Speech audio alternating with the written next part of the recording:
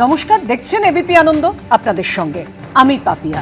শুরু করছি বাংলার বিধান। পাপিয়ার সঙ্গে রয়েছি আমি শুভ্রজিৎ। এই প্রথম দুদফায় ভোট হতে চলেছে পশ্চিমবঙ্গে। 23 এপ্রিল, 29 এপ্রিল এ রাজ্যের মোট 294টা আসনে ভোট হবে। ফল ঘোষণা 4 মে সোমবার। দুদফার ভোট ঘোষণার কিছুক্ষণ আগেই দুই ঘোষণা মুখ্যমন্ত্রী। এখন প্রশ্ন, হিংসা মুক্ত হবে তো এবারের নির্বাচন?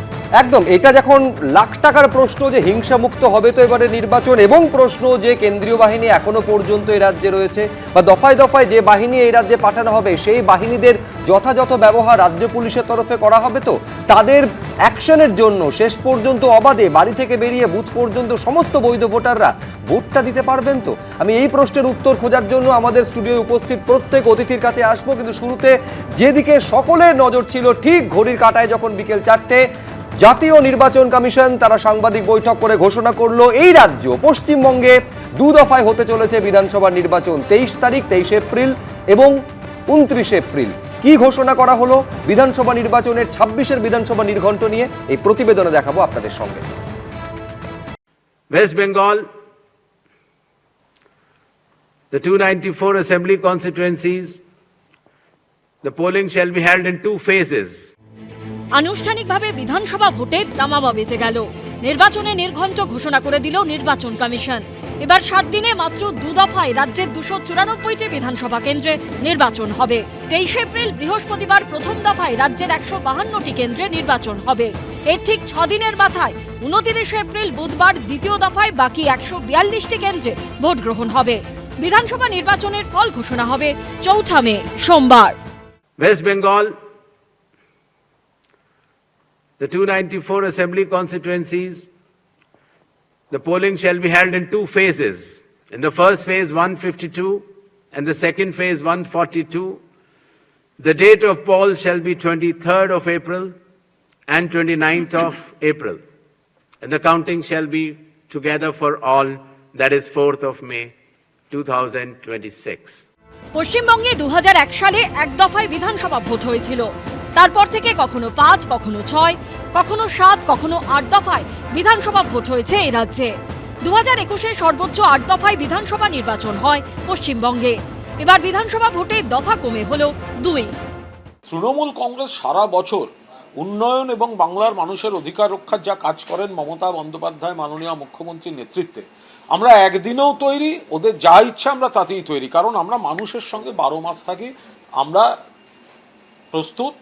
8 দফায় কমিয়েছিল 77, এবার 2 দফায় সেটাও কমে 27-এ দাঁড়াবে। এক দফায় ভোট হলে কিছু মানুষ আরো খুশি হতেন, 2 দফায় করেছেন, আমরা স্বাগত জানাচ্ছি। আমরা নির্বাচন কমিশনের উপরে আস্থা রাখছি, একটি সাংবিধানিক সংস্থা।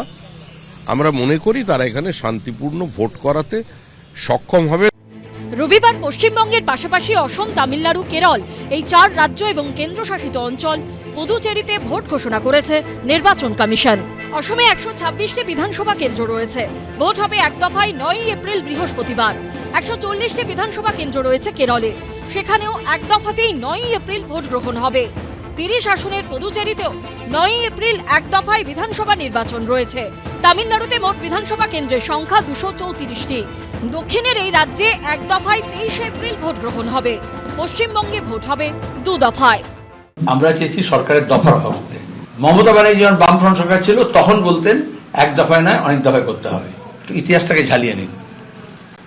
আমরা বলেছি দফার ব্যাপার না, আমাদের কাছে হচ্ছে অবাধ, সুষ্ঠু, নিরপেক্ষ, শান্তিপূর্ণ ভোট হবে কিনা। সবকটি রাজ্যের বিধানসভা ভোটের ফল বেরোবে 4 মে সোমবার। এবিপি আনন্দ। একদম সকলের নজর ছিল যেদিকে, যে ভোট কদফায় হবে, কবে হবে। আমি বিজেপি নেতা সজল ঘোষের কাছে আসবো।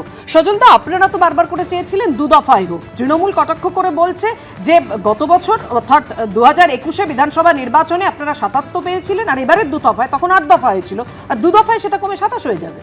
দেখুন, এটা কোন অঙ্কে বলে, কি অবস্থায় বলে, শনিবার বলে না রবিবার বলে, এটা তো আমার পক্ষে বলা সম্ভব নয়। আসলে যা হবার সেটা হবে, সেটা কি হবে সেটা ওরা জানে। পরশু গতকালের ব্রিগেড দেখার পর তাদের যেটা হয়েছে, ধরুন আলোচ্য বিষয় হয়তো আপনি বলবেন যে একটু পরে আসবো সে বিষয়ে, যেভাবে মোয়াজ্জেম ভাতা বেড়ে গেল, যেভাবে পুরোহিতকে ভাতা দেয় না কিন্তু ঘোষণা করে দিল, তাতে বোঝা যায় মাননীয়া বুঝতে পেরেছেন যে তার দিন আর বেশি নেই, তার যে দিন আসন্ন, মানে রাজনৈতিকভাবে তার দিন যে আসন্ন সেটা কিন্তু পরিষ্কার। কারণ এই মানুষটাই তো সুপ্রিম কোর্টে দাঁড়িয়ে বলেছিলেন, হুজুর আমার পয়সা করি নি, আমি কোত্থেকে দেবো। সুপ্রিম কোর্টে দাঁড়িয়ে বলার পর তার যে রবিবারের এই বারবেলায় তার যে এত পয়সা করি এসে গেল কোত্থেকে সেটাও আমরা জানি না। কিন্তু একটা জিনিস বুঝেছি যে সেদিনের যা হাওয়া উনি দেখেছেন, ইটপাটকেল মারার যা প্রভাব উনি দেখেছেন, তার রিটালিয়েশন যেভাবে দেখেছেন, তাতে করে একটা জায়গা একদম পরিষ্কার যে মাননীয়া প্রথমেই হার মেনেছেন। নির্বাচন শুরুর আধ ঘন্টা আগেই উনি হারতে শুরু করে দিয়েছেন, মানে নির্বাচন ঘোষণা শুরুর আধ ঘন্টা আগেই উনি হেরেছেন। হ্যাঁ, এটা শুধু বাকিটা সময়ের অপেক্ষা। আমি এখানে বৈশ্বনাথ চট্টোপাধ্যায়ের কাছে আসবো। এইটা তৃণমূলের তরফে বারে বারে তোলা হতো, দেখুন মানে প্রশ্ন তোলা হতো যে বিধানসভার আসনের সংখ্যার নিরিখে কাছাকাছি আছে তো তামিলনাড়ু 234টা, আমাদের 294টা। সেখানে যদি এক দফায় ভোট হয়, 21-এর ক্ষেত্রে আপনাদের খেয়াল থাকবে যে 8 দফায় ভোট হয়েছিল। একেবারে রাজ্যকে টার্গেট করা হচ্ছে, 8 দফায় এই রাজ্যে কেন ভোট, এই প্রশ্ন তোলা হয়েছিল। আমি বলছি দুদিক থেকে প্রশ্ন আসতে পারে বৈশ্বনাথ দা। সেটা হচ্ছে 8 দফাটা কমে 2 দফা হয়েছে, এইটা একটা যেমন দিক, পাশাপাশি এটাও বলতে হবে বাকি 4টে রাজ্য 1 দফায় হচ্ছে, পশ্চিমবঙ্গ 2 দফায় হচ্ছে। তার মানে যেটা জ্ঞানেশ কুমার বলে গেছিলেন যে দফা নির্ভর করবে আইন শৃঙ্খলার পরিস্থিতির উপর, মানে মনে হয়েছে ধরে নেওয়া যেতে পারে নির্বাচন কমিশনের যে এই রাজ্যে আইন শৃঙ্খলা সেরকম নেই যেখানে 1 দফায় এই রাজ্যে ভোট করানো যেতে পারে। গতবারেরটা যদি আপনার স্মৃতি দুর্বল না হয়, মনে আছে 8 দফায় ভোট হয়েছিল, 2 লক্ষ আধা সামরিক বাহিনীর মোতায়েন করা হয়েছিল। প্রধানমন্ত্রী টেলিপ্রেজেন্ট জারি করেছিলেন, অমিত শাহ ঘাঁটি গেড়ে বসেছিলেন এবং অন্যান্য মন্ত্রীরা এসেছিলেন। তারপরে আপকি বার 200 কি পার স্লোগানটা কোথায় নেমে গেছিল, জিলকা হাউস পারে আপনি দেখেছেন। আমরা একটা পরিষ্কার কথা বলছি যে এসআইআর প্রক্রিয়ার মধ্যে দিয়ে আমরা যে জায়গায় ছিলাম, আজকেও বলছি, কোনো বৈধ বোনাফাইড ভোটারের নাম যাতে ভোটার তালিকা থেকে বাদ না যায়, তার উপরে দাঁড়িয়ে ভোট হোক। আমরা বলছি আমরা তৈরি আছি মানুষের কাছে, আমাদের কাজের খতিয়ান নিয়ে আমরা মানুষের কাছে যাব। আমরা এই রাজ্যের আমি আমার স্মৃতির কথা বললেন, আমি আপনার স্মৃতিটা একটু উস্কে দিই। সেটা হচ্ছে বিএলওরা যেদিন থেকে door to door enumeration form নিয়ে গেলেন, সেদিন মমতা বন্দ্যোপাধ্যায়, অভিষেক বন্দ্যোপাধ্যায় এসআইআর বিরোধিতা করে আপনারাই নেমেছিলেন রাস্তায়। আমরা তো এখনো বলছি যে এসআইআর প্রক্রিয়ায় মানুষকে অ্যাম্বুলেন্সে করে, স্ট্রেচারে করে, অক্সিজেনের নল ঢুকিয়ে ইলেকশন কমিশন, নির্বাচন কমিশন নিয়ে গেছে, হিয়ারিং করেছে। বউ মারা গেছে, কন্যা মারা গেছে, মর্গে বডি রেখে হিয়ারিং অ্যাটেন্ড করতে হয়েছে। তারপরেও যদি ভোটার লিস্টে বৈধ বোনাফাইড ভোটারদের নাম বাদ যায়, তাহলে এর থেকে আনফরচুনেট কিছু হতে পারে না। আমরা দাবি করছি যে বৈধ ভোটারের একজনেরও নাম যাতে কেউ কাটতে না পারে। বৈধ ভোটারের নাম, একটা ভোটার, এত রোহিঙ্গা বললো, এত বাংলাদেশি বললো, আপনি যে এত নাম একটাও দেখাতে পেরেছে? তুমি বলো না কত মিথ্যে কথা, কত মিথ্যে কথা এরা বলে। দাদা কিছু How many times lies? আরে তোমার আপনি বলুন, আপনি লিস্ট দিন না, আপনি লিস্ট দিন না, কটা বৈধ থাকবে না। আপনারাই বলুন, আপনারা নাম কেটেছেন। আজও 60 লক্ষ মানুষের নাম আজকে অ্যাডজুডিকেশনে আছে, সেগুলো বলুন। 63 লক্ষ লোকের নাম আপনারা আমি আপনাকে বাধা দিচ্ছি না, আপনি আরে উত্তেই দচ্ছেন কেন? আমি আপনাকে একটাই কথা বলেছি, আপনি এটাও বলুন যে বৈধ একজন ভোটারও থাকবে না। এটা আমার সাংবিধানিক অধিকার, আমার কনস্টিটিউশনাল রাইট। একদমই প্রত্যেকে যাতে প্রত্যেকের সাংবিধানিক অধিকার প্রয়োগ করতে পারে, যেটা যেমন বারবার নির্বাচন কমিশন বলছে, এবং আলোচনায় বারবার এটা উঠে আসে যে রাজনৈতিক দলগুলোরও দায়বদ্ধতা থাকে। আমি পার্থপ্রতিম বিশ্বাসের কাছে আসবো। পার্থদা, আপনারাও তো চেয়েছিলেন, মানে সিপিএম, কংগ্রেস সবাই চেয়েছিল যে 2 দফাতেই ভোট হোক। কেন চেয়েছিলেন আপনারা 2 দফায় ভোট কেন চেয়েছিলেন? না, প্রথমত হচ্ছে যে ক দফায় ভোট হবে, মানে দফা যদি বেশি হয়, ভোট দেওয়ার পর অকাজ করার সম্ভাবনা আমাদের রাজ্যের শাসক দলের নেতা কর্মীদের হচ্ছে প্রবলভাবে বাড়ে। এটা আমরা দেখেছি যে দফা যত ভাগ হয়, আগের ভোটগুলোতে মনে হয়নি এত বছর ধরে। আমি সেজন্যই বলছি যে ফলে দফা যাই হোক না কেন, এখন প্রশ্নটা হচ্ছে যে ভোট শান্তিতে হবে কিনা, এটা এনশিওর করাটা হচ্ছে যে ইলেকশন কমিশনের কাজ। সেই কাজটা তারা দফা দেখিয়ে যদি কনভিন্স করাতে চান যে 2 দফায় আমরা কমিয়ে আনছি, মানে যেভাবে আপনি একটা উল্টো রিভার্স লজিক দিচ্ছিলেন, অর্থাৎ দফা কম মানে রাজ্যের আইন শৃঙ্খলার পরিস্থিতি অত্যন্ত ভালো এবং সেই কারণের জন্য 2 দফাতেই যথেষ্ট সম্ভব। কিন্তু এটা যদি ভেবে থাকে নির্বাচন কমিশন, তাহলে হচ্ছে যে মূর্খের স্বর্গে বাস করছে। এই কারণের জন্য সেটা যদি হয় তাহলে তো তৃণমূলকে সার্টিফিকেট বলতে হবে। না, আমি বলছি সেটা তাহলে নির্বাচন কমিশন তৃণমূলকে সার্টিফিকেট দিচ্ছেন কিনা তার সার্টিফিকেট দেওয়ার দায় আমার না। আমি এইটুকু বলতে পারছি যে সাধারণ মানুষ দফা দেখে নিশ্চিন্ত যেন না হন যে ভোট কেমন হতে চলেছে ফার্স্ট রাউন্ডে। এই কারণের জন্যই এই রাজ্যে ভোট, আমি বলছি, অহিংস হবে না এবং সহিংস হওয়ার অনেকগুলো মানে ইঙ্গিত পাওয়া যাচ্ছে। যেমন একেবারে দেখবেন যে কি বলবো, যে মরণকালে হরিনামের মতো করে ভোট ঘোষণার ঠিক কয়েক ঘন্টা আগে ভাতা ডিএ যেভাবে ঘোষণা করা হলো তার থেকে প্রমাণিত হচ্ছে যে রাজ্যের সরকার বা শাসক দল তারা স্বয়ং বুঝতে পেরেছেন যে কতটা খারাপ অবস্থায় তারা আছে, যে যেখানে দাঁড়িয়ে ম্যানুভারিং করার জন্য শেষ মুহূর্তে এই কাজ করতে হচ্ছে। ফলে এবং যে ভাতা আগস্টে দেওয়ার নাকি কথা রাজ্যের ছিল, বেকার সদিচ্ছা ভাতা- রয়েছে? না, সদিচ্ছা যদি থাকতো তাহলে সুপ্রিম কোর্টে গিয়ে কোটি কোটি টাকা খরচ করতেন না। সদিচ্ছা যদি থাকতো তারা ট্রাইব্যুনালসগুলোতে গিয়ে গিয়ে অধিকার অস্বীকার করতেন না। সদিচ্ছা যদি থাকতো তারা 2-2.5 বছর ধরে ঘোরাতেন না নাকে দড়ি দিয়ে। সদিচ্ছা যদি থাকতো এটাকে কুকুরের ঘেউ ঘেউয়ের ডাক বলে চিহ্নিত করতেন না।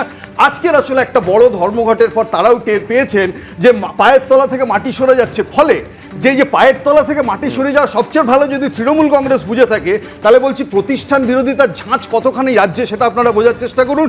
এবং কোনো শাসক তারা হচ্ছে যে শান্তিতে ক্ষমতা ত্যাগ করতে চায় না।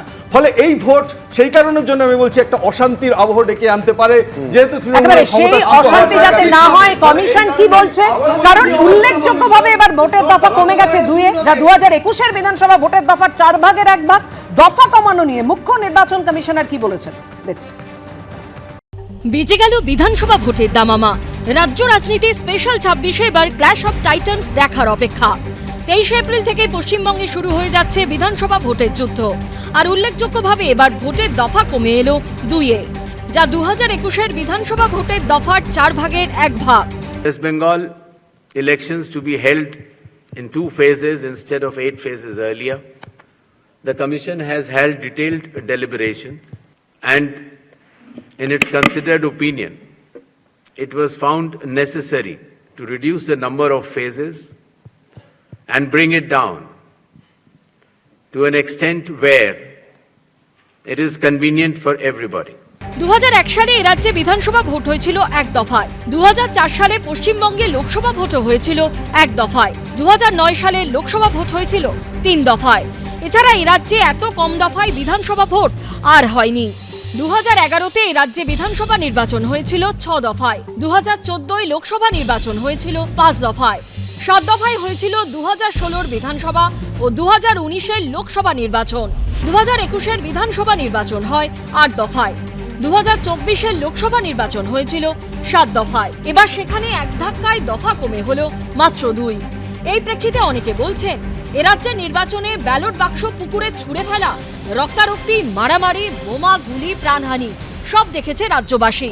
এই প্রেক্ষিতে সম্প্রতি এ রাজ্যে এসে মুখ্য নির্বাচন কমিশনার জ্ঞানেশ কুমার বলেছিলেন, ভোট কত দফায় হবে তা নির্ভর করছে আইন শৃঙ্খলা পরিস্থিতির ওপর। West Bengal, how many phases the election should be done would be dependent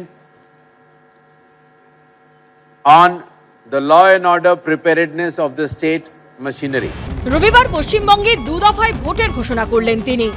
पश्चिम बंगाल विधानसभा चुनाव 8 चरणों में कराया गया था और इस बार आप 2 चरणों में करवाने जा रहे हैं। इसके पीछे क्या रीजन है?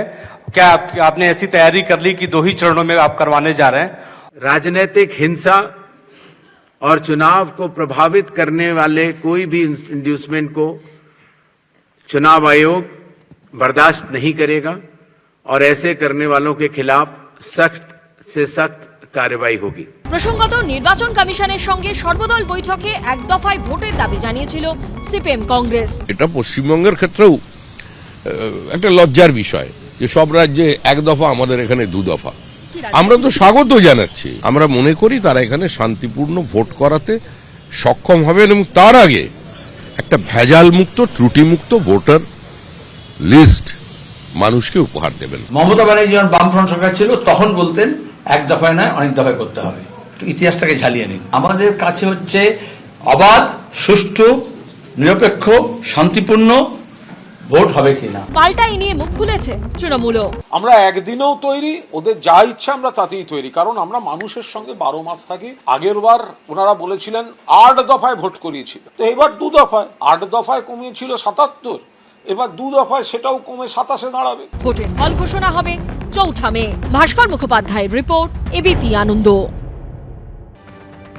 কংগ্রেস মুখপাত্র মিতা চক্রবর্তীর কাছে আমি আসবো। আমি একটু ইতিহাস দেখছিলাম মিতাদি, সেটা হচ্ছে গত সিকি শতবর্ষে যদি দেখা যায় যে এক দফায় ভোট একমাত্র 2001 সালে হয়েছে, আর ফর দ্য ফার্স্ট টাইম 2 দফায় বিধানসভা নির্বাচন এই রাজ্যে হতে চলেছে।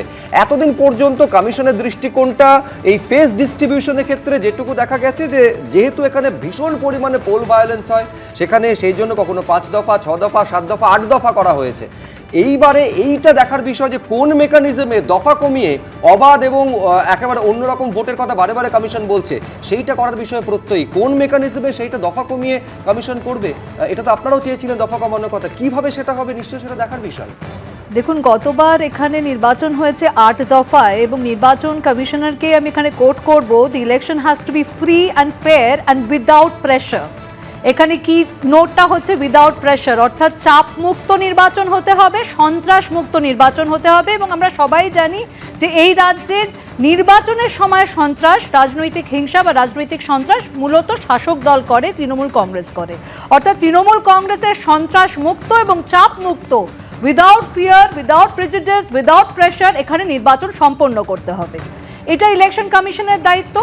এবার ইলেকশন কমিশন যদি মনে করেন যে 7 দফা বা 8 দফায় নির্বাচন না করে 2 দফায় তারা সম্পন্ন করবেন এবং 2 দফায় তারা শান্তিপূর্ণভাবে কোনো রাজনৈতিক সন্ত্রাস ছাড়া, কোনো চাপ ছাড়া এটা সম্পন্ন করতে পারবেন, সেটা তাদের, সেটা আমাদের সত্যি এখানে সংশয় আছে। এবং আমরা এর থেকেও বড় আরেকটা প্রশ্ন করব, যেটা আমাদের রাজ্যের আমাদের সভাপতিও করেছেন শ্রী শুভঙ্কর সরকার, যে এখনো 60 লক্ষর মধ্যে 45 লক্ষ ভোটার, এবং তার মধ্যে বেশিরভাগ ভোটারই আমরা ধরে নিচ্ছি বৈধ ভ্যালিড ভোটার, তারা কিন্তু এখনো আন্ডার রিভিউ রয়েছে।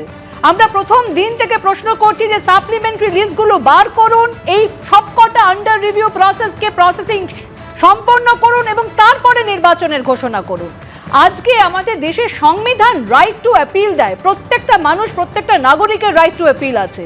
যদি কারোর নাম ভোটার তালিকা থেকে বাদ পড়ে, তাহলে সেই মানুষটি যদি ট্রাইব্যুনালে যেতে চায়, সে যদি তার দলিল নিয়ে কোর্টের সম্মুখীন হতে চায়, তাহলে সে কি সময় পাবে এই নির্বাচন হওয়ার আগে তার দলিল পেশ করে তার ভোটার লিস্টে নাম তুলে এই তার ভোটের অধিকার থেকে, নাকি সে তার ভোটের অধিকার থেকে বঞ্চিত হবে?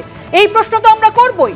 আরেকটি প্রশ্ন, ভোটের পরে, নির্বাচনের পরে যে রাজনৈতিক সন্ত্রাস, যে রাজনৈতিক হিংসা আমরা এই রাজ্যে দেখি, যেটা 2021-এ দেখেছিলাম, সেই সময় একটা রিপোর্ট চেয়েছেন ইলেকশন কমিশন অফ ইন্ডিয়া যে পুলিশের কর্মীরা ছিলেন, যারা কিনা সেই সময় তাদের ভূমিকা নিয়ে অনেক নানান রকম প্রশ্ন উঠেছে।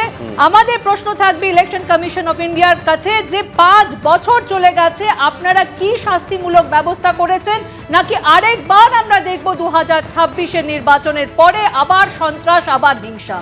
এবং ভারতবর্ষের মতো একটি দেশ, যেটা পৃথিবীর লার্জেস্ট ডেমোক্রেসি বলে আমরা গর্ব করি, কোনো সভ্য দেশে কিন্তু এরকম রাজনৈতিক সন্ত্রাস বা হিংসা হয় না, ভোটের নামে মানুষের জীবনহানি হয় না। এখানে পঞ্চায়েত লেভেল থেকে শুরু করে লোকসভা নির্বাচন অবধি মানুষের লাশ যতক্ষণ না রাস্তায় পড়ছে ততক্ষণ নির্বাচন সম্পন্ন হয় না। সেই রাজনৈতিক সংস্কৃতি, সেই পলিটিক্যাল কালচার থেকে বেরিয়ে আসতে হবে। যেভাবে ভায়োলেন্সকে এখানে নর্মালাইজ করা হয়, যে বামের আমলে হতো তাই জন্য তৃণমূলের আমলে হয়, আগামী দিনও হবে, সেইখান থেকে আমাদের বেরিয়ে আসতে হবে। আমাদের চিন্তা করতে হবে এরকম বাংলা আমাদের আগামী প্রজন্মের জন্য আমরা রেখে যেতে চাই কিনা। একরকম যে প্রশ্নটা বারবার ওঠে যে ভোট আর শান্তি, এই বঙ্গে যেন সেটা সোনার পাথর বাটি। শুভময়দার কাছে আসবে। শুভময়দা, বিরোধীদের মুখে বারবার শোনা যায় যে দফা এক, দাবি এক। এই রাজ্যের মানুষেরও তো দফা একটাই, দাবিও একটা। তাদের বিষয় প্রশ্নটা এই জায়গা থেকে যে শান্তিপূর্ণ হোক নির্বাচন, আর বেশি কিছু চায় না তারা, বিনা রক্তপাতে ভোটটা হোক, গণতন্ত্রের উৎসবটা, সেটা করতে পারবে তো নির্বাচন কমিশন? দেখুন, একেবারেই সংসদীয় ক্ষেত্রে যে যে জায়গাগুলি অসম্পূর্ণতা আছে তাই নিয়ে আলোচনা প্রয়োজন। কিন্তু হঠাৎ করে বেশ অবাক হয়ে গেলাম আর কি, যে 72-এর নির্বাচনের কথাটা বাদ চলে গেল আর কি। তখন টেলিভিশন ছিল না, কিন্তু 72-এর নির্বাচনে কংগ্রেস পশ্চিমবঙ্গে ঠিক যেভাবে ভোট করেছিল, সেটাকে উদাহরণের মধ্যে না আনলে আমার মনে হয় ইতিহাস বিচ্যুতি হবে। তো যাই হোক, আমাদের বাঙালিদের তো ভোট হিংসার পরম্পরাতে কোনো বদল ঘটে না। হ্যাঁ, মানে আমরা বাঙালিরা যেভাবে ভোট করি তার উদাহরণ পশ্চিমবঙ্গেও আছে, ত্রিপুরাতেও আছে, এবং বাংলাদেশেও আছে, এবং প্রত্যেকটা ক্ষেত্রে সব রাজনৈতিক দলই একই রকমভাবে সফল ভোট হিংসায়। সুতরাং যেহেতু আমাদের যে স্যাম্পল স্পেসটা যেখান থেকে নেতানেত্রীরা ওঠেন তারা সকলেই বাঙালি, ফলে অন্যের গণতন্ত্র হরণ করার ক্ষেত্রে তাদের যে চরম সাফল্য দীর্ঘ সময় ধরে এটা একাধিকবার পরিলক্ষিত হয়েছে। সেই জায়গায় কোনো রকম বদল যদি আসতে হয় তাহলে বাঙালির চরিত্র বদল হতে হবে। দ্বিতীয় হচ্ছে গণতন্ত্রের যে অসম্পূর্ণতা, তার মধ্যে একটা বড় জায়গা হচ্ছে ভোটার লিস্ট। এবং সত্যিই তো ভোটার লিস্টে এর আগেও কারুর নাম থাকতো না বা কিছু ভুল নাম থাকতো, তো এবারে ভুল নাম বাদ যাওয়ার ক্ষেত্রে নির্বাচন কমিশন অসম্ভব দায়িত্ব নিয়ে কাজ করেছেন এবং প্রচুর মৃত ভোটারের নাম বাদ গেছে, যেটা অত্যন্ত গুরুত্বপূর্ণ ছিল। কিন্তু উল্টো দিকে যে প্রশ্নটা আসছে সেটা হচ্ছে একটা দুটো ভুল থাকবেই, সেটা যে যতই বলুক না কেন যে কোনো বৈধ ভোটারের নাম বাদ যাবে না, এটা হতে পারে না, এটা তো একটা স্ট্যাটিস্টিক্যাল বিষয়। এবং সেই জায়গায় দাঁড়িয়ে কিন্তু এবার অনেক বেশি মানুষ বিপদের মধ্যে আছেন।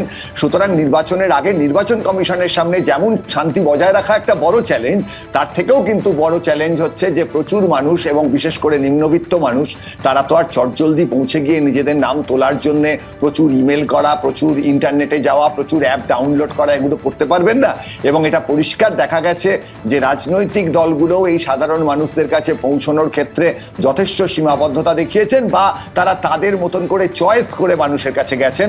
ফলে পশ্চিমবঙ্গে কিন্তু 45 লক্ষ মানুষ বা 60 থেকে এখন 45-এ কমেছে।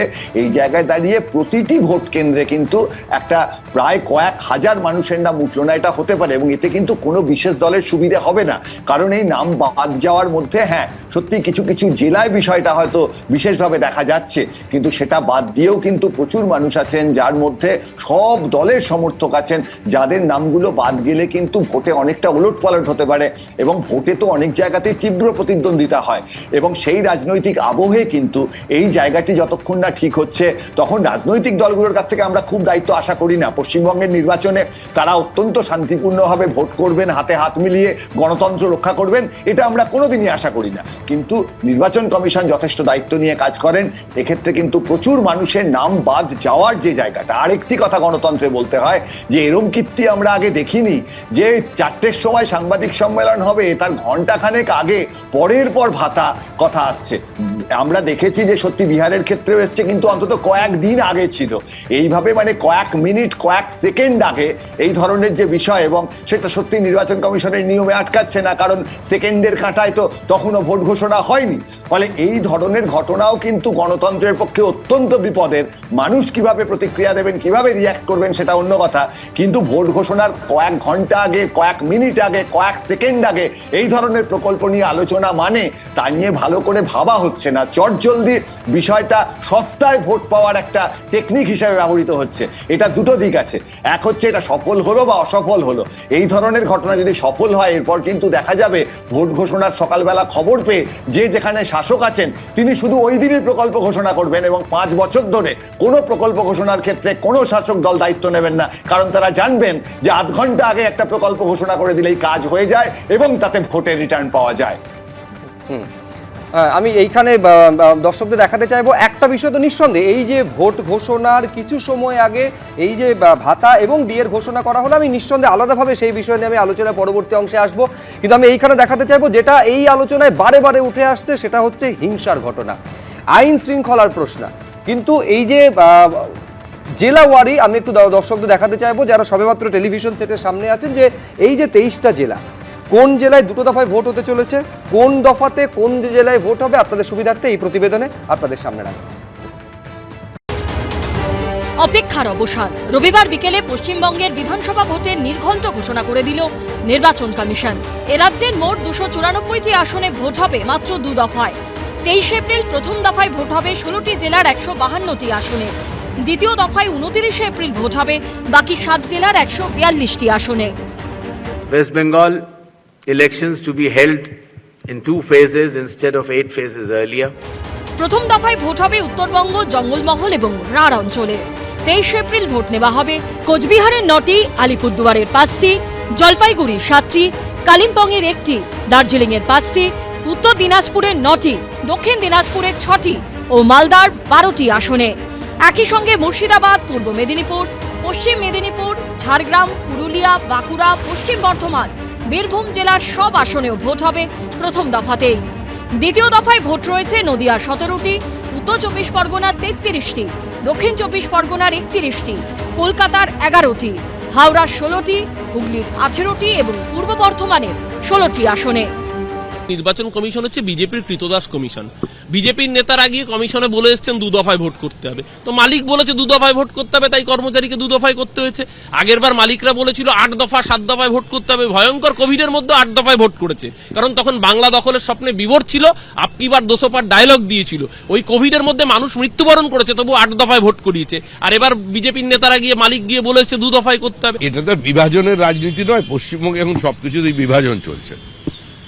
1 দফায় ভোট হলে কিছু মানুষ আরো খুশি হতেন, 2 দফায় করেছেন, আমরা স্বাগত জানাচ্ছি।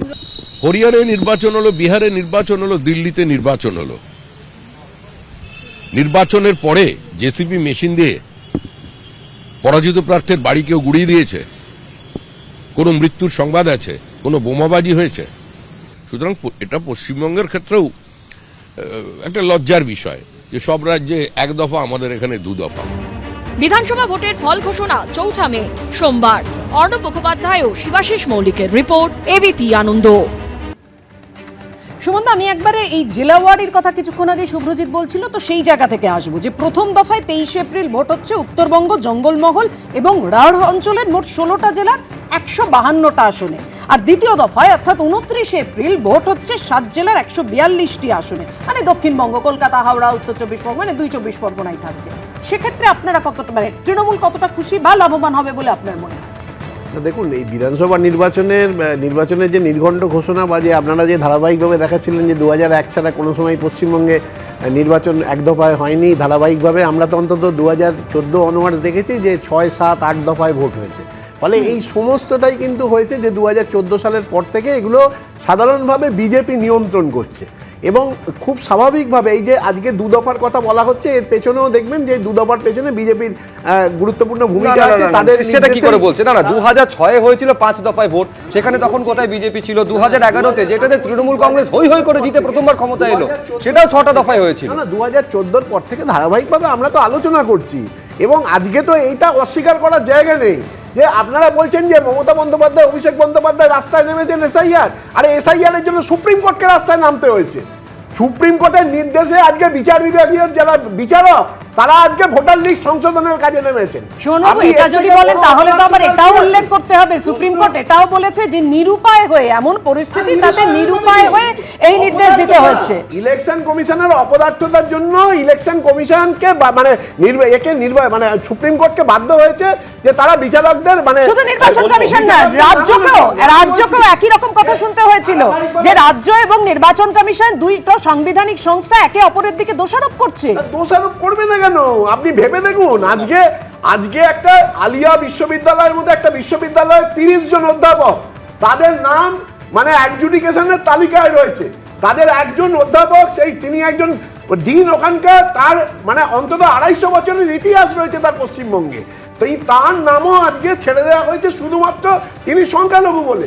আমরা তো নির্দিষ্টভাবে দেখাচ্ছি যে বিধানসভা ভিত্তিক একেবারে নির্দিষ্ট করে সংখ্যালঘু, মহিলা, SC ST, দলিতদের নাম বাদ দেওয়া হচ্ছে। এটা ধারাবাহিকভাবে হচ্ছে। আজকে যে অপদার্থতা তো পরিষ্কার, সুপ্রিম কোর্ট হস্তক্ষেপ করতো না যদি এসআইআরটা সুষ্ঠুভাবে হতো, এবং এসআইআর এর যে বলছি আমরা যে ত্রুটিমুক্ত একটা ভোটার তালিকা, এই ভোটার তালিকাটা যদি সত্যি মানে করতে পারতো ইলেকশন কমিশন, সুপ্রিম কোর্টকে রাস্তায় নামতে হতো না, সুপ্রিম কোর্টকে নির্দেশ দিতে হতো না। এটা লজ্জা যে আজকে ভোট ঘোষণা হয়ে গেল, তারপরেও 45 লক্ষ মানুষ তারা আগামী দিনে ভোটাধিকার থাকবে কিনা তার জন্য তারা লড়াই করছে। আপনি নির্বাচনের হিংসার কথা বলছেন, যে যদি আপনি মনে করেন যে 8 দফায় করেছিল পশ্চিমবঙ্গের শান্তি শৃঙ্খলার পরিপ্রেক্ষিতে, এবং 2021-এর নির্বাচনের সময় হিংসার কথা বলছেন, না তাতেও আইন শৃঙ্খলার একেবারে বেআব্রু চেহারাটা আমরা দেখেছি 2021 সালের শীতলকুচিতে যে 4 জন সংখ্যালঘু মানুষ কেন্দ্রীয় বাহিনীর গুলিতে মারা গিয়েছিল, যে সেই তারপরে ঢাকা সত্ত্বেও সংখ্যালঘুরা বক্তব্য করেনি, প্রক্রিয়ায় অংশগ্রহণ করেনি। এই কথাটাকেও আশ্চর্য কথা। রাজনীতি করে হিন্দু মুসলিম সজল ঘোষ, আমি বলি এতক্ষণ আমি নিশ্চয়ই নির্বাচন কমিশনের মুখপাত্র নয়, কিন্তু নির্বাচন কমিশন একটা প্রশাসনিক একটা দপ্তর, একটা বিভাগ, এবং ভারতবর্ষের সর্বোচ্চ বিভাগগুলোর মধ্যে একটা অন্যতম। তাকে এখানে বসে বসে অপদার্থ অপদার্থ অপদার্থ বলে গেল। এমন কোন পদার্থ উনি, সেটা অবশ্য আমার জানা নেই। আমার প্রশ্ন হচ্ছে, ঠিকই তো সুপ্রিম কোর্টকে রাস্তায় নামতে হলো, তামিলনাড়ুতেও তো বিরোধীরা আছে, কেরালাতে বিরোধীরা আছে, ভারতবর্ষে আরো 6-7টা জায়গায় বিরোধীরা আছে। আপনি আমায় বলুন তো, কোথাও নামতে হলো না, শুধু এখানে নামতে হলো কেন? তার উত্তরটা মমতা বন্দ্যোপাধ্যায় একাধিকবার, আমি সজলদা আপনাকে মনে করিয়ে দিচ্ছি, একাধিকবার দিয়েছেন। সেটা হচ্ছে নির্বাচন কমিশনকে সামনে রেখে বিজেপি কলকাঠি নাড়ছে, অন্য কোনো বিরোধী ধরতে পারেনি, তৃণমূল কংগ্রেস এখানে ধরেছে। উনি বিরাট বলেছেন। বিরাট ব্যোমকেশ বক্সি, উনি সব ধরে ফেলেছেন। আমার বলার বক্তব্য হচ্ছে, উনি প্রথম থেকে চেয়েছিলেন এসআইআর এর বিরোধিতা করতে, বলেছিলেন আমার প্রাণ থাকতে এসআইআর হতে দেবো না। 3 দিনের মধ্যে ফর্ম নিয়ে নিয়েছিলেন, লাস্টের দিকে জমা করেছিলেন। আমার বক্তব্য হচ্ছে, ওনার প্রথম থেকে ওনার মানসিকতা পরিষ্কার ছিল যে 24-এর ভোটার লিস্টে ভোট করতে হবে, এবং সেই জন্যই আজকে 45 লক্ষ মানুষকে দুঃখ কষ্টের মধ্যে দিন কাটাতে হচ্ছে। যদি এই কথাটা সত্যি হয়, তাহলে তার জন্য দায়ী একমাত্র মমতা ব্যানার্জি। আর এদের চোরের মায়ের বড় গলা, 26,000-এর চাকরি খাওয়ার পরেও এরা ইন্ডোর স্টেডিয়ামে ডেকে সেই চাকরি প্রার্থীদের বলেছিল যে আমার প্রাণ থাকতে চাকরি যাবে না। মমতা ব্যানার্জি চুরিটা খুব জোর গলায় করেন, এটা হচ্ছে ওনার গুণ। আমার বক্তব্য হচ্ছে, সারা ভারতবর্ষে কয়েকশো কোটি মানুষকে তারা গুনে ফেলতে পারে, শুধু পশ্চিমবঙ্গে সেই দশা হয় কেন? তার একটাই কারণ, যে রাজ্য সরকারি কর্মচারীদের দেব না, আমরা ডাটা এন্ট্রি অপারেটর দেব না, বিএলও কে আমরা নিজেরা নিয়ন্ত্রণ করব, বিএলএ 2দের মারবো, এই যে রাজনৈতিক মানসিকতা, এই যে শুধু চুরি করে ভোট জিতবো। জনগণের ওপর আস্থা থাকলে ভোটের ঘোষণার আধ ঘন্টা আগে কাউকে মুয়াজ্জেম ভাতা দিতে হয়? ভোট এত সংখ্যালঘু করছে যারা, তাদের যদি সংখ্যালঘু ভোটের ওপর আস্থা থাকতো, তাহলে তারা আজকেই কাজ করতো। যে বিহারে ভোটের আগে মহিলাদের অ্যাকাউন্টে 10,000 টাকা ঢোকাতে হয় কেন? আমি বলছি এই প্রশ্নটা উল্টো দিক থেকে বিহারের ভোটকে সামনে রেখে তো বিরোধীরা তুলছিল, প্রথম দিন থেকে তুলেছে, যে বিহারে ভোটের আগে 10,000 টাকা মহিলাদের অ্যাকাউন্টে ঘোষণা করতে হয় কেন? তখন তো একেবারে মডেল কোড অফ কন্ডাক্ট চলছিল। এই উল্টো দিক থেকে প্রশ্নগুলো সমানভাবে আছে। কিন্তু আমি এখানে দর্শকদের সামনে রাখতে চাইবো যে আইন শৃঙ্খলার পরিস্থিতিটা বারে বারে সামনে আসছে। কেন্দ্রীয় বাহিনী, এই কেন্দ্রীয় বাহিনী শেষ পর্যন্ত এই রাজ্যে এসে সুষ্ঠুভাবে ভোট করতে পারবে কিনা? কেন্দ্রীয় বাহিনীকে রাজ্য সরকার আগে যেরকম দৃষ্টান্ত রয়েছে বসিয়ে রেখেছিল, সেরকম ঘটনার পুনরাবৃত্তি এবারে ভোট হবে, এবারে ভোটে লক্ষ্য করা যাবে কিনা? এবং সর্বোপরি কেন্দ্রীয় বাহিনীর উপস্থিতিতে অবাধে, সুষ্ঠু এবং শান্তিপূর্ণ 26-এর বিধানসভা নির্বাচন কমিশন করতে পারবে কিনা, এইটা বড় প্রশ্ন। দেখুন, বেজে গেল যুদ্ধের বিউগল। পশ্চিমবঙ্গে বিধানসভা ভোটের দিন ঘোষণা হয়ে গেল রবিবার। এপ্রিলের 23 ও 29 তারিখে 2 দফায় ভোট হবে পশ্চিমবঙ্গে। 2001 সালে 1 দফায় ভোটের পর এত কম দফায় কখনো বিধানসভা ভোট হয়নি এ রাজ্যে। শুধু দফা নয়, কেন্দ্রীয় বাহিনীর ক্ষেত্রেও এবার দেখা গেছে নজিরবিহীন ছবি।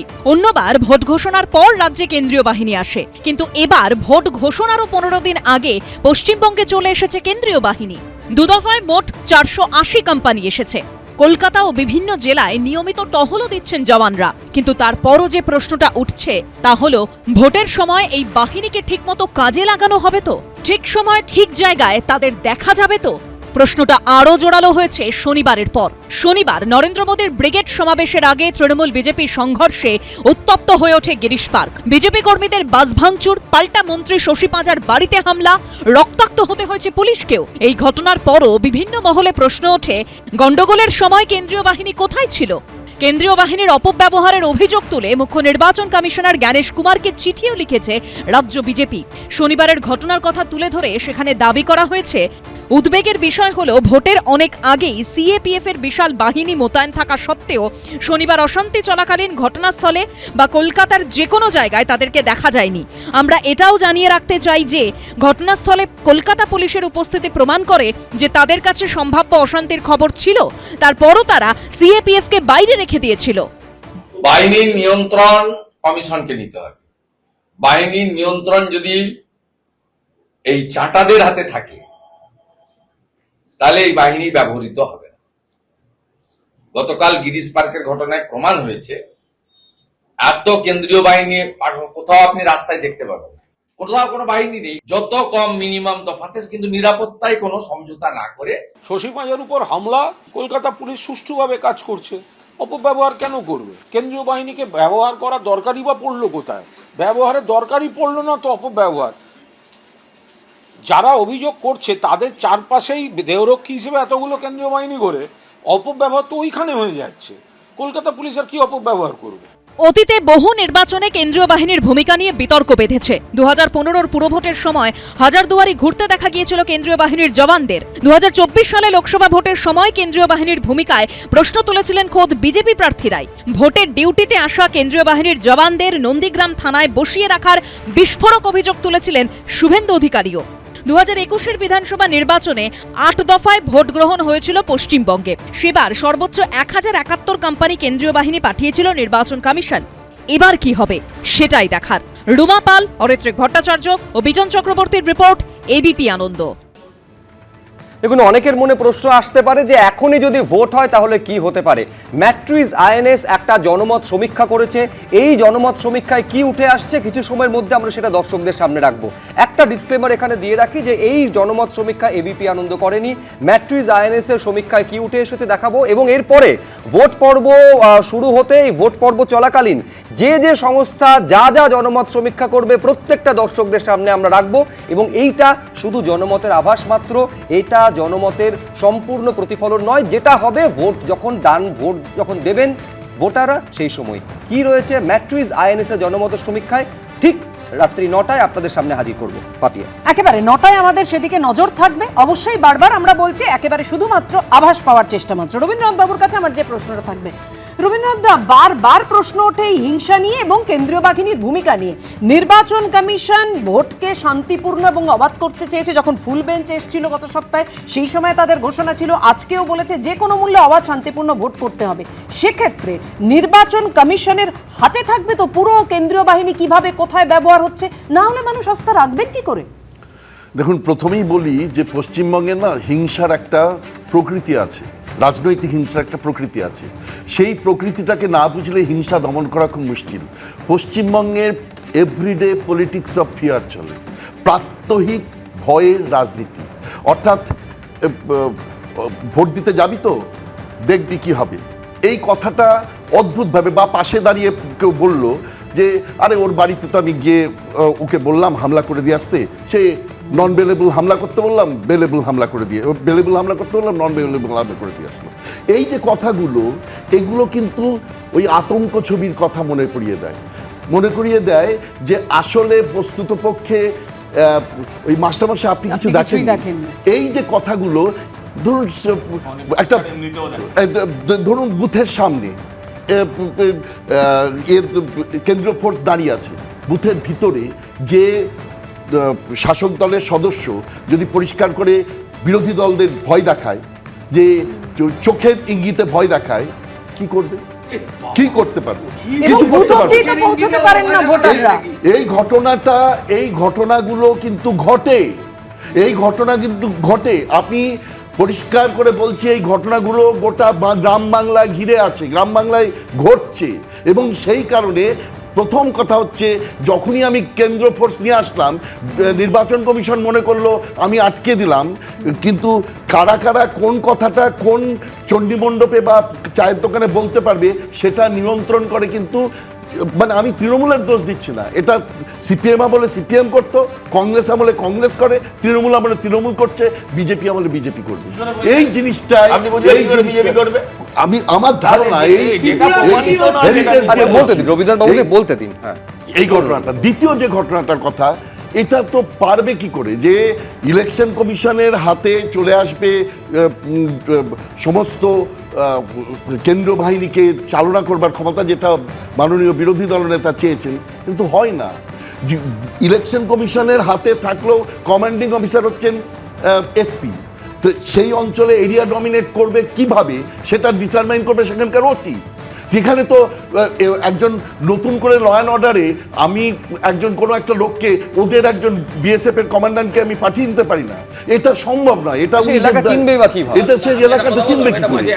2011 সালে, এক সেকেন্ড একটা লাইন শুনে নিন, 2011 সালে এই সিস্টেম ছিল যে রাজ্য পুলিশ বুথের 100 মিটারের মধ্যে যেতে পারবে না।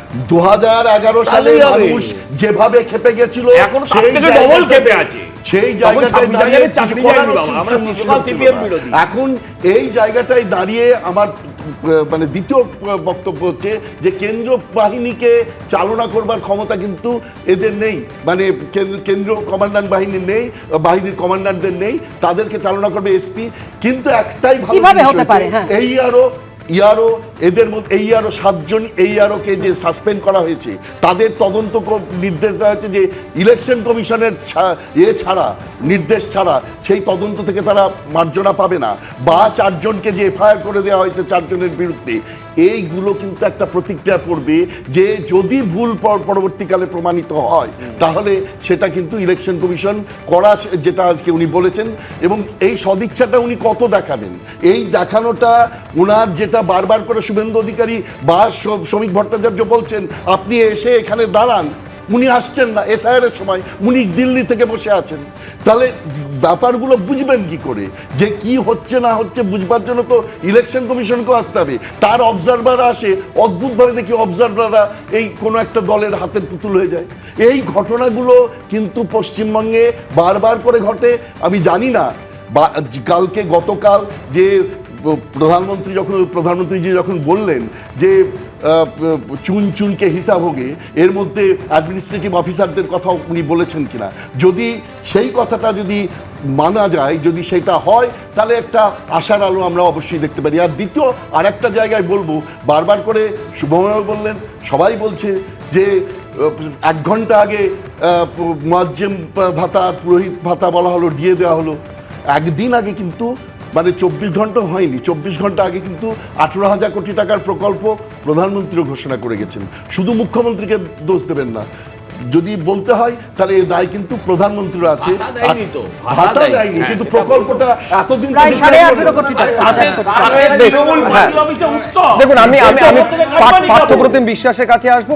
যেহেতু রবীন্দ্রনাথ বাবু এইটা বলছিলেন যে যেভাবে ওই যে 4 জন আধিকারিকের বিরুদ্ধে 6 মাস পরে হলেও এফআইআর করেছে রাজ্য, কার্যত বাধ্য হয়েছে, এটা কোথাও একটু চাপে রাখবে। আমি বলছি একেবারে মুখ্য নির্বাচন কমিশনার যে বৈঠকে সূত্রের মারফত এই খবর আপনাদের সামনে আমরা রেখেছি, এইটা কার্যত হুঁশিয়ারি দিয়ে গেছেন যে ডিজিটাল ফুটপ্রিন্ট কিন্তু থেকে যাবে। কেউ যদি আইনের বাইরে কোনো কাজ করেন তাহলে ভোট মিটে গেলেও কিন্তু তাদের বিরুদ্ধে ব্যবস্থা হবে। আমি পার্থপ্রতিম বিশ্বাসের কাছে আসবো। একটা বিষয় তো পার্থদা, এইটা কমিশনের তরফ থেকে আজকেও দর্শকেরা দেখেছেন যে 100% ওয়েবকাস্টের কথা বলা হয়েছে। এটা শুধুমাত্র বুথের ভেতরে যে সিসিটিভি ক্যামেরা থাকবে এমনটা নয়, বুথের বাইরে পর্যন্ত সিসিটিভি ক্যামেরা থাকবে। শুধু তাই নয়, যদি কোনো বিরোধী এজেন্টকে মানে বের করে দেওয়ার মতন পরিস্থিতি হয়, সেই বুথে রিপোল পর্যন্ত হবে। আমি বলছি একদম ব্যবস্থাপনার কোথাও কোনো মানে খামতি কোথাও নেই। এক হচ্ছে ওই সিসিটিভিগুলো শেষ পর্যন্ত ফাংশনাল থাকবে কিনা, এইটা দেখার বিষয়। দ্বিতীয় সবথেকে বড় প্রশ্ন, এই যে বাড়ি থেকে বুথ অবধি ভোটাররা যাবেন, বাড়িতেই যদি তাদের আটকে দেওয়া হয়, মনে করুন কালকে ভোট, আজকে রাত্রে একটা বাইক বাহিনী মিছিল করেই চলে গেল, কে চৌকাঠ পেরিয়ে বুথ অবধি যাবেন বলুন তো? সেইটা কেন্দ্রীয় বাহিনী কি করে সুনিশ্চিত করবে? একদম সুপ্রজিৎ, আসলে ইলেকশন কমিশন ঘোষণা করেছিলেন এটাই যে 2 দফায় ভোট হচ্ছে, তার পূর্ব শর্ত হচ্ছে অ্যাডিকুয়েট প্রশাসনিক প্রস্তুতি সম্পর্কে তারা নিশ্চিত হতে চান। কিন্তু এখনো পর্যন্ত ভোটের প্রস্তুতির গত 1.5 মাস ধরে যা পারফরমেন্স নির্বাচন কমিশনের, তাতে আমার মনে হয় না যে এখনো পর্যন্ত তারা সেই প্রস্তুতিতে সফল। বিশেষত নির্বাচন কমিশনের ওই যে যত গর্জে তত বর্ষে না যেটাকে বলছেন, সেই ঘটনাটা আমরা বারবার দেখেছি যে আমাদের এইখানে ইলেকশনের প্রথম পর্বে তৃণমূল কংগ্রেসের থেকে বিএলও বিডিওদের মারধর করা, হুমকি দেওয়া, যা যা করা বলা হয়েছিল, সেক্ষেত্রে দাঁড়িয়ে ইলেকশন কমিশন তৎপর হলে পরে তাহলে আমার ধারণা আরও শান্তিপূর্ণভাবে আরও এগোতে পারত গোটা প্রসেসটা। সেই জায়গায় ফেল করেছে ইলেকশন কমিশন। তারপরেও আপনি বলছেন যে এই ওয়েবকাস্টিং থেকে শুরু করে যা কিছু আছে, মানুষ নির্ভয়ে ভোট দেবে। মানুষ নির্ভয়ে ভোট দেবে কি করে? আপনি গতকালও আমি বলছি স্বয়ং রাজ্য মন্ত্রিসভার একজন মন্ত্রী তার নিজের বাড়িতে বসে ভয় কাঁপছেন। আমি আশা করবো যে এখানে রাজ্যের মানুষ হচ্ছে শান্তিতে ভোট দেবেন। এখানে ইম্পর্টেন্ট হচ্ছে যে রাজ্যে ভোট হচ্ছে বুঝতে হবে যে এখানে ব্যালট পেপার কাউন্টিং সেন্টারে লোকে গিলে খেয়ে নেয়, কাউন্টিং চলাকালীন হচ্ছে যে ভোটের রেজাল্ট পাল্টে যায়। এরকম একটা রাজ্যে ভোট করাতে গেলে ইলেকশন কমিশনের যে প্রস্তুতি রাজ্য প্রশাসনকে ঘিরে, সেখানে ব্যালট বাক্স পুকুরে ভাসতে দেখি আমরা। এবং আমি আপনাকে বলছি এই কারণে যে স্বয়ং মুখ্যমন্ত্রী বলেছিলেন, এই পর্যায়ে বলেছেন যখন এই যে বিএলও নিয়োগ টিয়োগ হচ্ছে তখনও, যে নির্বাচন কমিশন আসে, কমিশন যায়, কিন্তু আমরা সরকারের থেকে যাব। ফলে আপনারা কিন্তু সেটা বুঝে কাজ করুন। এবং সেটা শুধু কথার কথা না, অতীতেও আজ থেকে 5 বছর আগেও ইলেকশন কমিশন যতগুলো শাস্তিমূলক ব্যবস্থা বদলি ইত্যাদি নিয়েছিল ইলেকশনের দায়িত্বে গাফিলতির জন্য বিভিন্ন পুলিশ আধিকারিকদের, ভোট মিটে যাওয়ার অব্যবহিত পরে 24 থেকে 48 ঘন্টার মধ্যে সেই সমস্ত পুলিশ আধিকারিক আইএসরা তাদের স্বপদে সবাই ফিরে চলে গেছিলেন। ফলে এর থেকে এবারও প্রমাণিত যে নবান্নে সম্প্রতি বৈঠক হলো, যেদিন ইলেকশন কমিশন বৈঠক করে গেলেন তার পরের দিন বৈঠকটা হলো নবান্নে, যেখানে হচ্ছেন যে স্বয়ং মুখ্যমন্ত্রী অ্যাসিওর করলেন যে কোনো চিন্তা নেই, আমি আছি আপনাদের পাশে, ফলে আমরা যেভাবে বলবো সেভাবেই চলবে। ফলে এরকম একটা রাজ্যে ইলেকশন কমিশন কি বাড়তি ভূমিকা নিচ্ছেন, কি তার প্রস্তুতি, সেটা কিন্তু আজ অবধি পরিষ্কার না। কালকের পর্যন্ত ওই কেন্দ্রীয় বাহিনী যারা ছিলেন, আমাদের শহরে প্রধানমন্ত্রীর একটা সভা, সেই সভায় আসা লোকজনের সাথে যে পরিমাণ, আমি বলছি যে সেখানে যে গন্ডগোলটা হলো গিরিশ এভিনিউয়ে, ফলে সেখানে পুলিশ ব্যর্থ, তারা কেন্দ্রীয় বাহিনীকে ব্যবহারের কোনো চেষ্টা করেননি। একদম পুলিশের ব্যর্থতার কথা বলছেন, একদম, কারণ মাত্র 2 কিলোমিটার দূরে লালবাজার। দেখুন, কিছুদিন আগেই একটু মনে করিয়ে দিই, মুখ্যমন্ত্রী কিন্তু বলেছিলেন সোশ্যাল মিডিয়ায় পোস্ট করে যে যাদের সরিয়ে দেওয়া হবে, ব্যবস্থা নেবে কমিশন, তাদেরকে ভোট শেষ হয়ে গেলে একেবারে প্রমোশন দেওয়া হবে। অর্থাৎ এখানেই বড়সড় প্রশ্নটা উঠে যায় যে কেন্দ্রীয় বাহিনী এলেই যে হিংসা ট্র্যাডিশনে দাঁড়ি পড়বে কিনা। রাজনৈতিক হিংসা কোনোভাবেই যে বরদাস্ত করা হবে না সেটা নির্বাচন কমিশন বারবার বুঝিয়ে দিচ্ছে। ভোট ঘোষণা করে আইন শৃঙ্খলা ইস্যুতে কড়া বার্তা দিয়েছে নির্বাচন কমিশন। যদিও এই যে আলোচনা হচ্ছিল কিছুক্ষণ আগে গিরিশ পার্ক, গতকালই তৃণমূল বিজেপির সংঘর্ষে একেবারে উত্তাল হয়ে উঠেছিল গিরিশ পার্ক এলাকা। আর এই আবহেই বিরোধীদের প্রশ্ন, আদৌ পশ্চিমবঙ্গে রক্তপাতহীন নির্বাচন করা যাবে তো? राजनीतिक हिंसा और चुनाव को प्रभावित करने वाले कोई भी इंड्यूसमेंट को चुनाव आयोग बर्दाश्त नहीं करेगा। পঞ্চায়েত থেকে পুরসভা, বিধানসভা থেকে লোকসভা, পশ্চিমবঙ্গে ভোট মানেই রাজনৈতিক হিংসার তিক্ত ইতিহাস। এই পরিস্থিতিতে রবিবার রাজ্যের বিধানসভা নির্বাচনের নির্ঘণ্ট প্রকাশ করতে গিয়ে আইন শৃঙ্খলা নিয়ে কড়া বার্তা দিল নির্বাচন commission. Elections in India are held as per the constitution, the law and the instructions. राजनीतिक हिंसा और चुनाव को प्रभावित करने वाले कोई भी इंड्यूसमेंट को चुनाव आयोग बर्दाश्त नहीं करेगा। তবে এরকম করা বার্তা আগের ভোটগুলিতেও দেওয়া হয়েছে বারবার। তারপরও কোথাও গুলি, কোথাও বোমাবাজি, কোথাও খুন, কোথাও রক্ত, বারবার দেখা গেছে এসব ছবি। 2021-এর বিধানসভা নির্বাচনের পরও বেলাগাম সন্ত্রাসের অভিযোগ ওঠে, যার জেরে খুন, ধর্ষণের মতো ঘটনায় সিবিআই তদন্তের নির্দেশ দেয় কলকাতা হাইকোর্ট। তার মধ্যে এবার এরাজ্যে বিধানসভা ভোট মাত্র 2 দফায়। You had sought the list of police officials during whose presence the post-poll violence took place in the year 2021 in West Bengal. So what's the status of it? And so whether those police officials will be deployed in the polling state in West Bengal during election? With regards to the police officers who were involved in the violence in earlier elections, the list has been sought of, as is known to the media during our visit to the West Bengal, and necessary action as per law shall be taken. দিল্লিতে বসে মুখ্য নির্বাচন commissioner যখন আইন শৃঙ্খলার প্রশ্নে পশ্চিমবঙ্গবাসীকে আশ্বাস দিচ্ছেন, তার মাত্র 24 ঘন্টা আগেই তৃণমূল বিজেপি সংঘর্ষে উত্তাল হয়ে ওঠে গিরিশ পার্ক। খোদ মন্ত্রী শশী পাঁজার বাড়িতে হামলা হয় বলে অভিযোগ। অন্যদিকে বিজেপি সমর্থকদের বাস ও গাড়িতে চলে ভাঙচুর। এই অবস্থায় এদিন বারবার ঘুরে ফিরে এসেছে রাজ্যের আইন শৃঙ্খলা নিয়ে প্রশ্ন। पश्चिम बंगाल में खास करके समीक्षा बैठक की है सभी पार्टियों से मिलकर के कानून व्यवस्था। आपको क्या फीडबैक मिला कि कितनी स्थिति वहां पे अच्छी है, खराब है? राजनीतिक हिंसा और चुनाव को प्रभावित करने वाले कोई भी इंड्यूसमेंट को चुनाव आयोग बर्दाश्त नहीं करेगा और ऐसे करने वालों के खिलाफ सख्त से सख्त कार्रवाई होगी। এই আবহে আইন শৃঙ্খলা নিয়ে সরব হয়েছে বিরোধীরাও। নির্বাচন কমিশন কি মনে করছে? আমরা এখনো বলছি, এসআইআর প্রক্রিয়া চলাকালীন যে হিংসা আমরা দেখেছি, সরকারের অসহযোগিতা দেখেছি, আমাদের ফর্ম 7 জমা নেওয়ার পরেও যেগুলো এআরও এবং ইআরওরা সিস্টেমে আপলোড করেনি, পুলিশ বেআইনিভাবে আমাদের ফর্ম 7 যারা বাজেয়াপ্ত করেছে, এবং সর্বোপরি ফর্ম 7 আমরা জমা দেওয়ার পরেও এখনো আমরা যে জমা দিয়েছিলাম সেগুলো শুনানি ছাড়া মাঝপথে হঠাৎ এসআইআর বন্ধ করে নির্বাচন করা যাবে না। ওয়েবকাস্টিং হবে বলেছে, বাইরে থাকবে, পোলিং স্টেশনের মধ্যে থাকবে, অনেক গল্প হচ্ছে, কিন্তু ভোটের দিনে তো সিআইএসএফ বলুন, সেন্ট্রাল ফোর্স বলুন বা এই সিস্টেমগুলো আর খুঁজে পাওয়া যায় না। তখন স্বাভাবিকভাবে যারা শাসকে থাকে তারা একচ্ছত্র তাদের ক্ষমতা প্রয়োগ করে গুন্ডা মস্তান মাসাল পাওয়ারকে দিয়ে বোমগুলি পিস্তলের আওয়াজ দেখিয়ে এই মানুষের মতামতকে তারা আটকে দেওয়ার চেষ্টা করে। যদিও তাতে গুরুত্ব দিতে নারাজ তৃণমূল। ভ্যানিশ কুমার এই নির্বাচন কমিশন হচ্ছে বিজেপির কৃতদাস কমিশন। বিজেপির নেতারা গিয়ে কমিশনে বলে এসছেন 2 দফায় ভোট করতে হবে, তো মালিক বলেছে 2 দফায় ভোট করতে হবে, তাই কর্মচারীকে 2 দফায় করতে হয়েছে। আগেরবার মালিকরা বলেছিল 8 দফা 7 দফায় ভোট করতে হবে, ভয়ঙ্কর কোভিডের মধ্যে 8 দফায় ভোট করেছে, কারণ তখন বাংলা দখলের স্বপ্নে বিভোর ছিল, আপকিবার 200 পার ডায়লগ দিয়েছিল, ওই কোভিডের মধ্যে মানুষ মৃত্যুবরণ করেছে, তবু 8 দফায় ভোট করিয়েছে। আর এবার বিজেপির নেতারা গিয়ে মালিক গিয়ে বলেছে 2 দফায় করতে হবে, তাই 2 দফায়। এবার প্রশ্নটা 2 দফা 3 দফা 8 দফা নিয়ে নয়, যে ক দফাই হোক 4 তারিখে বিজেপির দফা রফা হবে। এবারের 2 দফায় ভোটে পশ্চিমবঙ্গে কি ছবি দেখা যাবে তা জানতে অপেক্ষা করতে হবে এপ্রিলের শেষ সপ্তাহ অবধি। অর্ণব মুখোপাধ্যায়, শিবাশিস মৌলিক ও ভাস্কর মুখোপাধ্যায়ের রিপোর্ট, এবিপি আনন্দ। আমি মিতা চক্রবর্তীর কাছে আসবো। দেখুন, নিঃসন্দেহে মিতাদি, যে পদক্ষেপ এখনো পর্যন্ত কমিশন নিয়েছে, কমিশনের প্রিপেয়ারনেস সেটাতে স্পষ্ট দেখা যাচ্ছে। কি রকম? এক তো 480 কোম্পানি বাহিনী আছে, আরও বাহিনী সম্ভবত দফায় দফায় শেষমেশ কত আসবে সেটা স্পষ্ট হবে। আচ্ছা, যে গাড়িতে করে বাহিনীরা বিভিন্ন জায়গায় যাবে সেই গাড়ি জিপিএস এনেবলড হবে, বডি ক্যাম থাকবে। শুধু তাই নয়, বাহিনীরা যেন কারুর আতিথেয়তা গ্রহণ না করেন স্পষ্ট করে দেওয়া হয়েছে।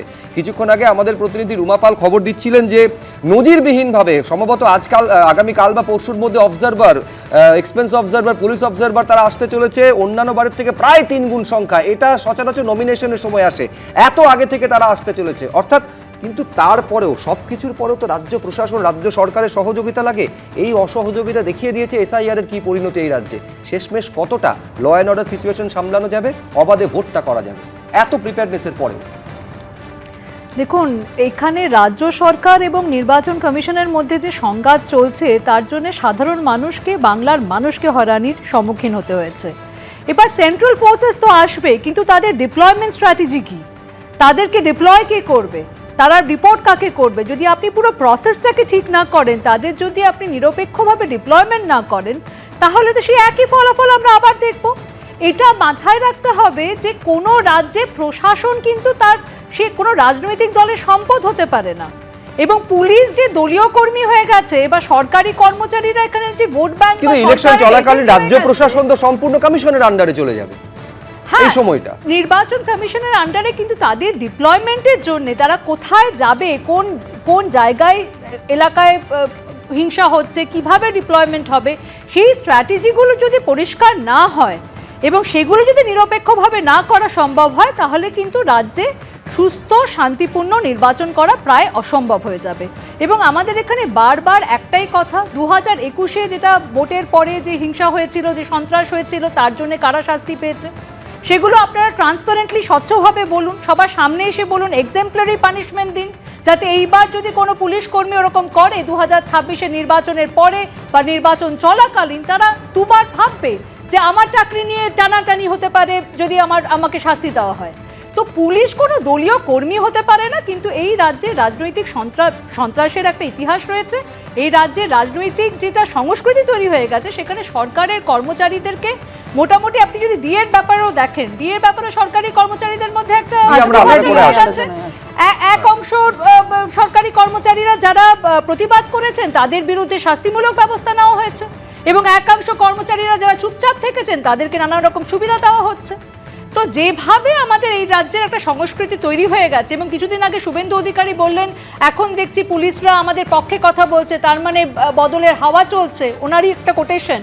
তার মানে কি উনিও একই রাজনৈতিক সংস্কৃতি এগিয়ে নিয়ে যাওয়ার কথা বলছেন, উনি কিন্তু কোনো পরিবর্তনের কথা বলছেন না। একেবারে রাজনৈতিক সংস্কৃতি মানে অপসংস্কৃতি বলা ভালো এক্ষেত্রে, যেটা চলছে অবশ্যই, মানে একেবারে বিরোধীরা যেটা মিতাদি বলছেন বা পার্থদা কিছুক্ষণ আগেই বলছিলেন, আসবো বৈশ্বনাথদা আপনার কাছে, কিন্তু গিরিশ পার্কের অশান্তির কথা বারবার আলোচনায় উঠে আসছে, শুভময়দার কাছে আসবো, কিন্তু তার আগে আপনাদের সামনে রাখবো এই গিরিশ পার্কের অশান্তির ঘটনায় ধৃত 9 জনের 19শে মার্চ পর্যন্ত পুলিশ হেফাজতের নির্দেশ দিয়েছে আদালত। ইট ব্রিক্স সরাসরি পেটে, আমি হয়তো এই অংশটাও দেখাতে পারবো না, এখানেও কাটা ছেঁড়া। শশী পাঁজা কাল খুব ড্রামা করছিলেন, তার গুরু যেমন চালাও তো ড্রামা কুইন হবে। শনিবার নরেন্দ্র মোদীর ব্রিগেড সমাবেশের দিন তৃণমূল বিজেপি সংঘর্ষে এভাবেই রণক্ষেত্রের চেহারা নেয় গিরিশ পার্ক। ওই ঘটনায় এখনো পর্যন্ত বেশ কয়েকজনকে গ্রেফতার করেছে পুলিশ।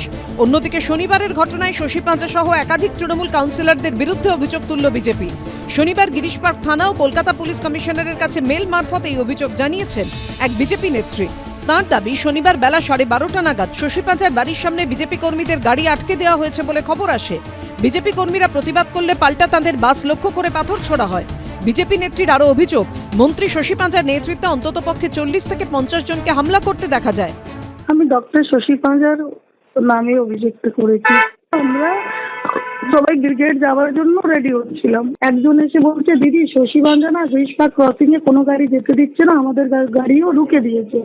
আমি গিয়ে দেখছি শশী পাঁজা নিজে 600-700 লোককে নিয়ে আর কন্টিনিউ বলছে গাড়ি যেতে দেবে না, গাড়িটা ভাঙচুর করলো আমার সামনে। আমি ওনাকে রিকোয়েস্ট করছি, দাদা ফোর্স আনান, কেউ কিচ্ছু শুনছে না, দাঁড়িয়ে খালি তামাশা দেখছিল, আমাকে মার খাওয়াচ্ছিল, কিন্তু ওনার কোনো প্রতিক্রিয়া ছিল না। আমরা গুন্ডা নই, আমাদের মারতে পারে, তার কারণ ওদের কাছে তো গুন্ডা রয়েছে, ওদের কাছে তো সেই গুজরাট থেকে খুনিদেরও নিয়ে আসতে পারে, ওদের কাছে বুলডোজার রোগীজির কাছ থেকে। পুলিশ সূত্রে খবর, বিজেপির তরফে অভিযোগপত্রে 25 নম্বর ওয়ার্ডের তৃণমূল কাউন্সিলর রাজেশ সিনহা, 17 নম্বর ওয়ার্ডের তৃণমূল কাউন্সিলর মোহন গুপ্ত, 39 নম্বর ওয়ার্ডের তৃণমূল কাউন্সিলর মোহাম্মদ জসিমউদ্দিন সহ একাধিক ব্যক্তির নাম রয়েছে। আমাদের কোনো কর্মী ভাঙচুর করেনি, আমি তো উল্টে সবাইকে আটকাচ্ছিলাম যাতে কেউ ভাঙচুর না করুক। তখনই কিন্তু উল্টো দিক থেকে ওরা পাথর ছিটতে আরম্ভ করে। আমি মার খেতে খেতে বেঁচেছি, আমার পায়ে পুরো চোট লেগেছিল। জসিমউদ্দিনও এখানে উপস্থিত ছিল না, আর সুনন্দা সরকারও উপস্থিত ছিল না। তো এরা সব ফুটেজ খাওয়ার জন্য যা কিছু বলতে পারে, তো মিথ্যাবাদীর দল একটা। কখনোই আমাদের কোনো ফুটেজে দেখাতে পারবেন না যিনি আমাদের নামে অভিযোগ করেছেন। উনি বরঞ্চ ইঙ্গিত করে ম্যাডামের দিকে আজে বাজে কথা বলা এবং ওর প্ররোচনাতেই ওদের বাসেতে যারা লোকজন ছিল সব নেবে, নিজেরা প্রথমে নিজেদের বাসগুলো ভেঙে তারপরে আমাদের দিকে অ্যাটাক করে। সব দোষীকে দ্রুত গ্রেপ্তার করতে হবে, এই দাবিতে শ্যামপুকুর বিধানসভা কেন্দ্রের প্রত্যেক ওয়ার্ডে এদিন ধিক্কার মিছিল করে তৃণমূল। ওনারা ভেবেছিলেন দুটো ডিল মারবেন, বিজেপি লোকেরা পালিয়ে যাবে, যা হয়। সে বিজেপি নয়, বিজেপি পাল্টে গেছে। এতদিন যা গুন্ডামি মারপিট করেছেন সব হিসাব চুকতে হবে। সাবধান থাকুন, যদি শশী পাঁজার বাড়িতে অ্যাটাক হতে পারে, কালীঘাটেও অ্যাটাক হতে পারে, মদন মিত্রে বা চেতলার বাড়িতেও অ্যাটাক হতে পারে, আর এটা হবেও ভোটের আগে জেনে রাখুন। দিলীপ ঘোষ কি ভেবেছেন যে তৃণমূলের ছেলেরা ইচ্ছা করলে দিতে পারতো না? কিন্তু পাল্টা মারতে যায়নি, তৃণমূলের প্রচুর জমায়েত ছিল। আর দিলীপ বাবুরা এই ধরনের কথা বলে উস্কানি দেবেন, তারপর কোথাও মারামারি হলে তারপর নাকি কান্না কাঁদবেন দিল্লিতে গিয়ে, আর কেন্দ্রীয় নানা রকম এজেন্সি পাঠাবেন। এই ধরনের দ্বিচারিতা দিলীপবাবুদের করার কোনো মানে হয় না। শনিবারের হামলার ঘটনার পর থেকেই মন্ত্রী শশী পাঁজার বাড়ির বাইরে নতুন করে পুলিশ মোতায়েন করা হয়েছে। গতকাল আমরা দেখেছি ঘটনার পর থেকে পুলিশ পোস্টিং হয়েছে বাইরে। ভেতরে মন্ত্রীর জন্য যে সিকিউরিটি ছিল সেই তারা তো রয়েছেনই। কিছুক্ষণ আগে আমরা দেখলাম গিরিশ পার্ক থানার তরফ থেকে সেন্ট্রাল ফোর্সের বাহিনী সিআরপিএফ এর জওয়ানদের নিয়ে তারা রুট মার্চ করেন মন্ত্রী শশী পাঁজার বাড়ির সামনে দিয়ে, এবং পাশের যে গলিতে গতকাল রণক্ষেত্র চেহারা নেয়, ভাঙচুর থেকে আরম্ভ করে পাথর বৃষ্টি হয় এবং বেশ কয়েকজন আহত হন। সেই জায়গাতে এরিয়া ডমিনেশনের জন্য সেন্ট্রাল ফোর্স নিয়ে আসা হয়েছিল। রবিবার ওই এলাকা দিয়ে সিআরপিএফ জওয়ানদের নিয়ে রুটমার্চ করে গিরিশ পার্ক থানা। পুলিশ সূত্রে খবর, শনিবারের অশান্তির ঘটনায় 8 জন পুলিশ কর্মী আহত হয়েছেন, যাদের মধ্যে 6 জনকে প্রাথমিক চিকিৎসার পর ছেড়ে দেওয়া হলেও উডল্যান্ডস হাসপাতালে চিকিৎসাধীন রয়েছেন বউবাজার থানার ওসি বাপ্পাদিত্য নস্কর সহ একজন কনস্টেবল। পার্থপ্রতিম ঘোষ, আবির দত্ত, রঞ্জিত সাউয়ের রিপোর্ট, এবিপি আনন্দ। দেখুন, নিরাপত্তার জন্য মন্ত্রী শশী পাঁজার বাড়ির সামনে পুলিশ মোতায়েন হয়েছে। শুভময়দা, প্রশ্ন তো উঠবে এখানে, যখন আমরা বারবার আইন শৃঙ্খলা, কেন্দ্রীয় বাহিনী কি করছিল এই প্রশ্ন উঠছে, তখন কালকে এত বড় ঘটনাটা হয়ে গেল, কারা করলো, কারা এর সঙ্গে জড়িত তো পড়ে? আগে তো পুলিশ ঘটনাস্থলে ছিল, এত বড় একটা ব্রিগেড হচ্ছে, তার জন্য তো আলাদা পুলিশি ব্যবস্থা থাকে। বিজেপি প্রশ্ন করছে বারবার, এবং ইতিমধ্যে নির্বাচন কমিশনের কাছে চিঠিও দিয়েছে যে কেন সেন্ট্রাল ফোর্স নামানো হলো না, কেন কেন্দ্রীয় বাহিনীকে ব্যবহার করা হলো না।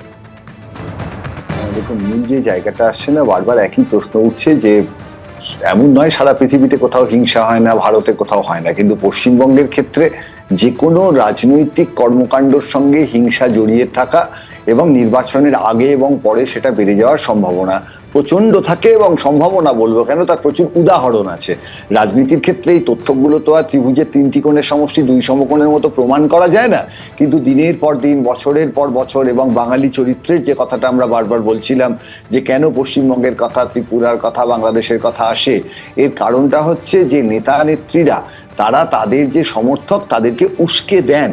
এটা নিয়ে কিন্তু কোনো প্রশ্নই নেই যে যখন একটা দলের মিছিল যায় তখন অন্য দল থেকে টিটকিরি বা এই ধরনের ঘটনা, এবং বিভিন্ন সময় যখন কলকাতার বাইরের থেকে বিজেপির নেতারা আসেন তাদের গাড়িতে ঢিল ছোঁড়া এবং সেগুলোকে সিরিয়াসলি না নেওয়া, উল্টোভাবে একইভাবে হয়তো তৃণমূলের মিছিল যাচ্ছে, বিজেপি কেউ টিটকিরি দিলেন, বাম আমলে বাম কংগ্রেসের মধ্যেই একই ঘটনা আমরা বারবার দেখেছি। সিরিয়াস যে রাজনীতি, ঐকান্তিক যে রাজনীতি, একটা নেতৃত্ব তাদের যে ধরনের দায়িত্বের মাধ্যমে তারা তাদের দলকে পরিচালনা করবেন, সেই বিষয়টি না ঘটার জন্য এইটা বারবার করে চলছে। এবং এখানে তো একেবারে মন্ত্রীর বাড়ি, এবং সত্যি যে এক দুদিকে দুটো খুব সুন্দর উদাহরণ আছে। ওইখানে তো ওনাদের বাড়ি বহুদিন আমরা যখন বাসে ট্রামে হেঁটে যাই তখনও ওই বাড়ির দরজা খোলা আমরা চিরকাল দেখতে পাই। আসছে তৃণমূলের পক্ষ থেকে যুক্তি। একই রকম ভাবে আজকে বরানগরের একেবারে 3-4 জন জেলে চলে গেছেন, তাদের অনেকেই বলছেন যে তারা সেখানে ছিলেনই না। তার মানে প্রচুর মানুষ তৃণমূল এবং বিজেপিতে আছেন যারা শান্তিপূর্ণ মানুষ, এবং তারা কিন্তু তাদের নেতারা যদি তাদের শান্তিপূর্ণভাবে থাকতে বলেন তারা মারপিট করতে চান না। কিন্তু এই জায়গায় নেতাদের যে দায়িত্ব, আমি বারবার বলছি পশ্চিমবঙ্গের গণতন্ত্রহীনতার যে জায়গাটা, সেই জায়গাটা কিন্তু একেবারে রাজনৈতিক নেতাদের দায়িত্ব সব থেকে বেশি। এবং বিভিন্ন সময়, এবং সজলদা একটু আগে একটা খুব ভালো প্রশ্ন করেছেন যে আপনারা চট করে বলছেন কি করে যে বিজেপি ক্ষমতা এলে এরকম হবে, এই বলার যে মানে একেবারে রাশি বৈজ্ঞানিক কারণ, সেটা হচ্ছে বিজেপিতে যারা আছেন তারাও তো সেই সিপিএম, কংগ্রেস, তৃণমূল থেকে আসা অনেক মানুষ আছেন। তারা যখন ক্ষমতায় ছিলেন তারা একই রকম ভাবে রাজনৈতিক হিংসা করেছেন, একই রকম ভাবে বুথ দখল করেছেন, এবং ত্রিপুরার ক্ষেত্রে আমরা উদাহরণ দেখেছি। সেই জন্যই আমরা যেটা ঘরপোড়া গরু সিঁদুরে মেঘ দেখলে ডরাই, সেটা বলি যে আমরা যদি নতুন একটা চেতনার জায়গায়, ভাবনার জায়গায় না আসতে পারি তাহলে কিন্তু এই সমস্যা থেকে বেরোতে পারবো না। আমরা একদমই চাই না যে শশী ম্যাডামের বাড়ির দিকে ঢিল ছোড়া হোক, বা আমাদের বরানগরের 2 জন বিজেপি কর্মীকে হঠাৎ করে জেলে ঢুকিয়ে দেওয়া হোক যারা কিচ্ছু করেননি। ফলে এই জায়গাগুলোয় আমাদের পাশে কে দাঁড়াবে? তৃণমূল বিজেপির নেতারা একসঙ্গে হয়েই তো সামলাতে পারেন। ফলে রাজনৈতিক হিংসার জায়গাটা, নির্বাচন আসছে, আপনি ভাষাগুলো শুনুন বড় বড় নেতাদের কিভাবে একে অপরকে উস্কাচ্ছেন, এবং এই উস্কানোগুলো তাদের কাছে একটুও তাদের গায়ে লাগছে না, লাগছে আমাদের। আমরা যারা রাস্তায় কোনো এক রাজনৈতিক দলকে সমর্থন করতে মিছিল করব, মিটিং করব, সেই লোকগুলোর কোনো রকম সুরক্ষা নেই।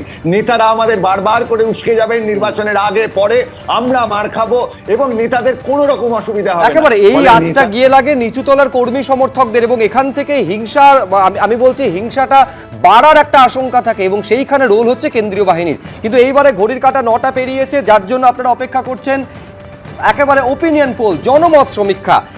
তার আভাস পেতে, এই জনমত সমীক্ষার আভাস পেতে সমীক্ষা চালিয়েছে ম্যাট্রিজ আইএনএস। আমি দেখাবো এই সমীক্ষায় কি বলা হচ্ছে। আমি শুরুতে একটা ডিসক্লেমার আপনাদের আরেকবার জানিয়ে রাখি, এই সমীক্ষা করেছে ম্যাট্রিজ আইএনএস, এবিপি আনন্দ এই সমীক্ষা করেনি।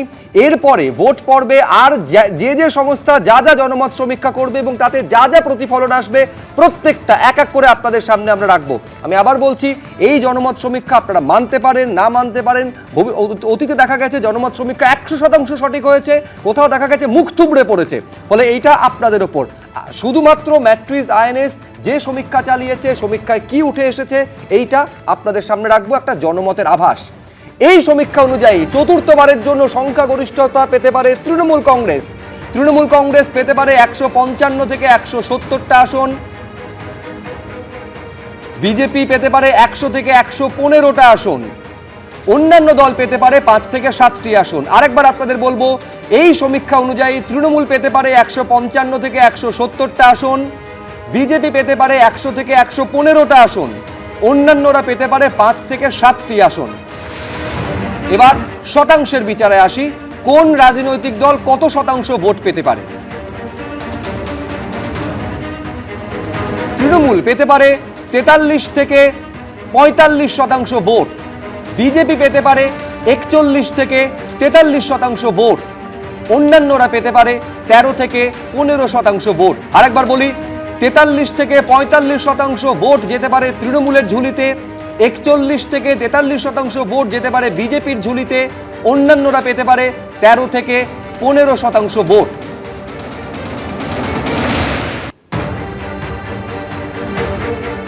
তার মানে এইটা দাঁড়াচ্ছে বৈশ্বনাথ চট্টোপাধ্যায়ের কাছে আমি আসতে চাইবো। আমি শুধু একের পর এক যে হুঙ্কার দেওয়া হচ্ছিল, যে চ্যালেঞ্জ ছুড়ে দেওয়া হচ্ছিল বিজেপির দিকে, যে এবারে একটা হলেও তৃণমূল কংগ্রেস আসন বেশি পাবে, এমনকি সেটা 250 পর্যন্ত চলে যেতে পারে, বিজেপিকে 50-এর গণ্ডি টপকাতে দেব না।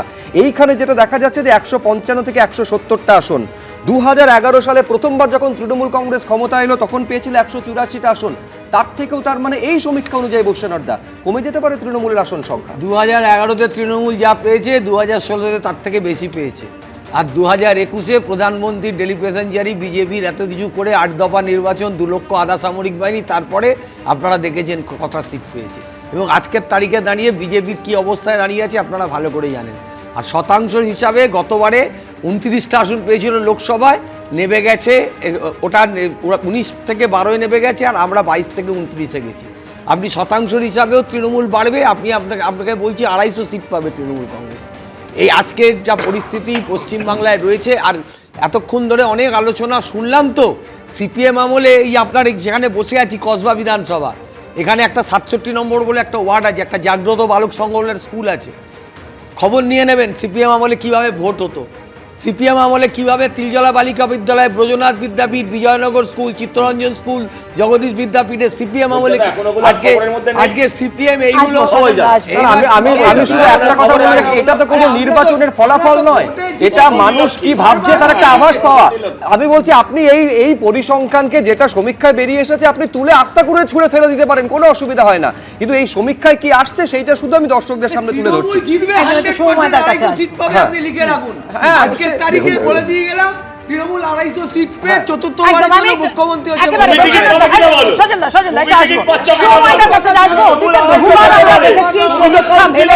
মুখ থুবড়ে পড়েছে, আবার সমীক্ষার 100% প্রায় 100% সঠিকও হয়েছে। এটা বারবার বলছি, এটা আভাস পেতে, ভোটাররা কি ভাবছেন তার আভাস পেতে ম্যাট্রিক্স এবং আইএএনএস এর সমীক্ষা অনুযায়ী, এটা কিন্তু নির্বাচনের ফলাফল নয় এবং এবিপি আনন্দর সমীক্ষাও নয়। হ্যাঁ, শুভময়।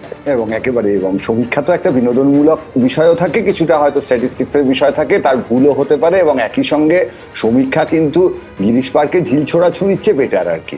অর্থাৎ গিরিশ পার্কে দুদল তাদের শক্তি প্রদর্শনের জন্য ঢিল ছোড়াছুড়ি করলো, তার বদলে একটা সমীক্ষায় তথ্য এলো, আমরা তর্ক করলাম, এটাই স্বাভাবিক। কিন্তু এই যে সমীক্ষার ক্ষেত্রে কতগুলি তথ্য পেলে সুবিধে হতো আর কি, যে বিভিন্ন আসনের ডিস্ট্রিবিউশন, বা যেমন আমাদের নির্বাচন দুটো ভাগে হচ্ছে, একটা হচ্ছে উত্তর অংশ এবং পশ্চিম অংশ মিলিয়ে একদিন, তারপর মোটামুটি দক্ষিণের পূর্ব অংশ মিলিয়ে আর একদিন। ঠিক সেই রকম এইখানে যতক্ষণ না আমরা তথ্যগুলো পরিষ্কার জানতে পারি ততক্ষণ আমরা যেটা করি সেটা হচ্ছে ভোট শতাংশ থেকে আসনে যাওয়ার একটা এস্টিমেট করি, এবং ওই এস্টিমেটটাই খুব গুলিয়ে যায়। অর্থাৎ আমি বলবো এই সমীক্ষায় হয়তো ভোট পার্সেন্টেজটা ভালোভাবে ধরা পড়েছে, কিন্তু তার থেকে আসনের যে ট্রান্সফার সেইটা ভীষণ অসরল রৈখিক হয়ে যেতে পারে।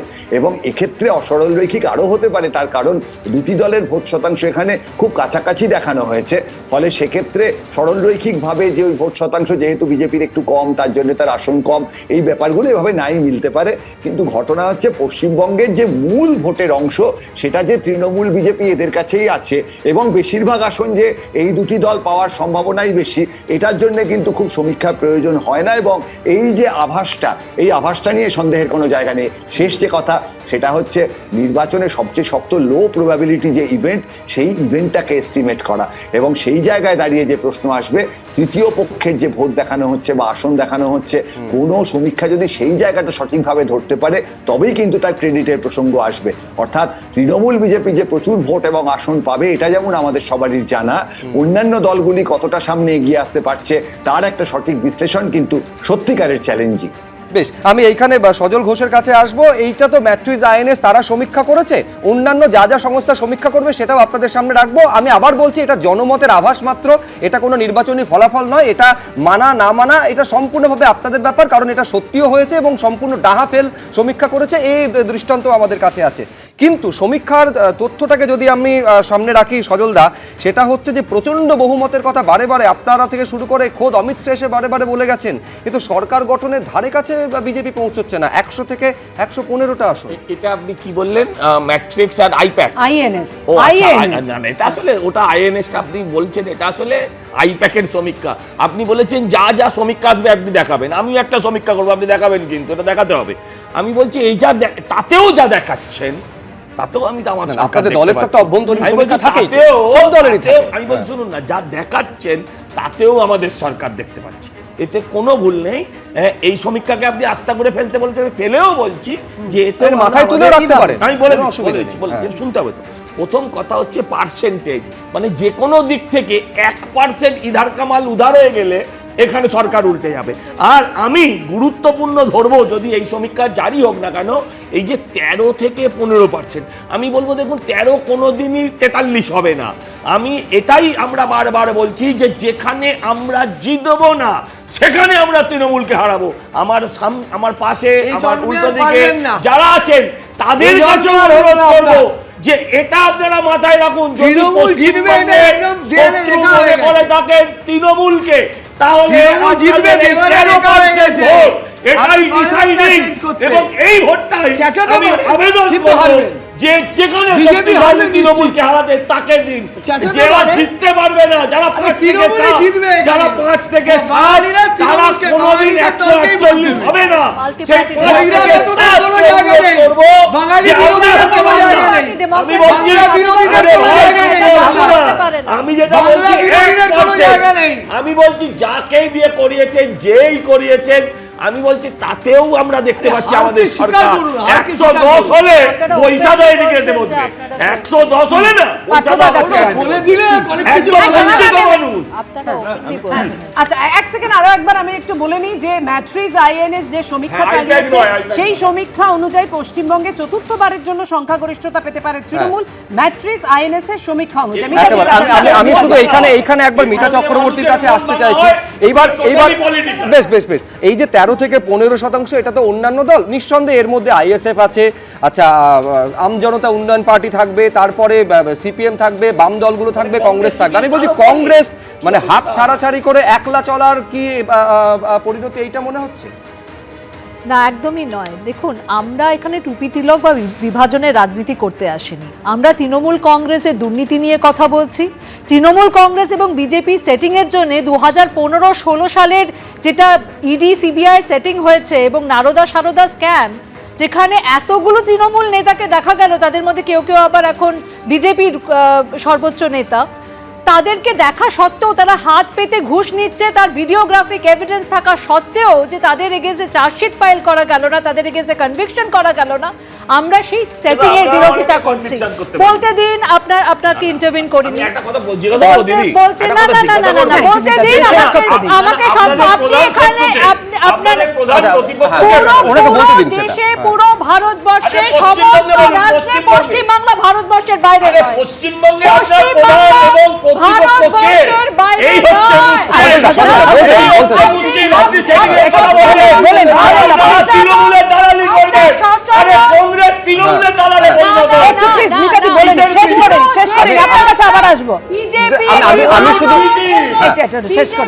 আমি বলছি ভোটে তো কোনো প্রভাব পড়েনি তাতে।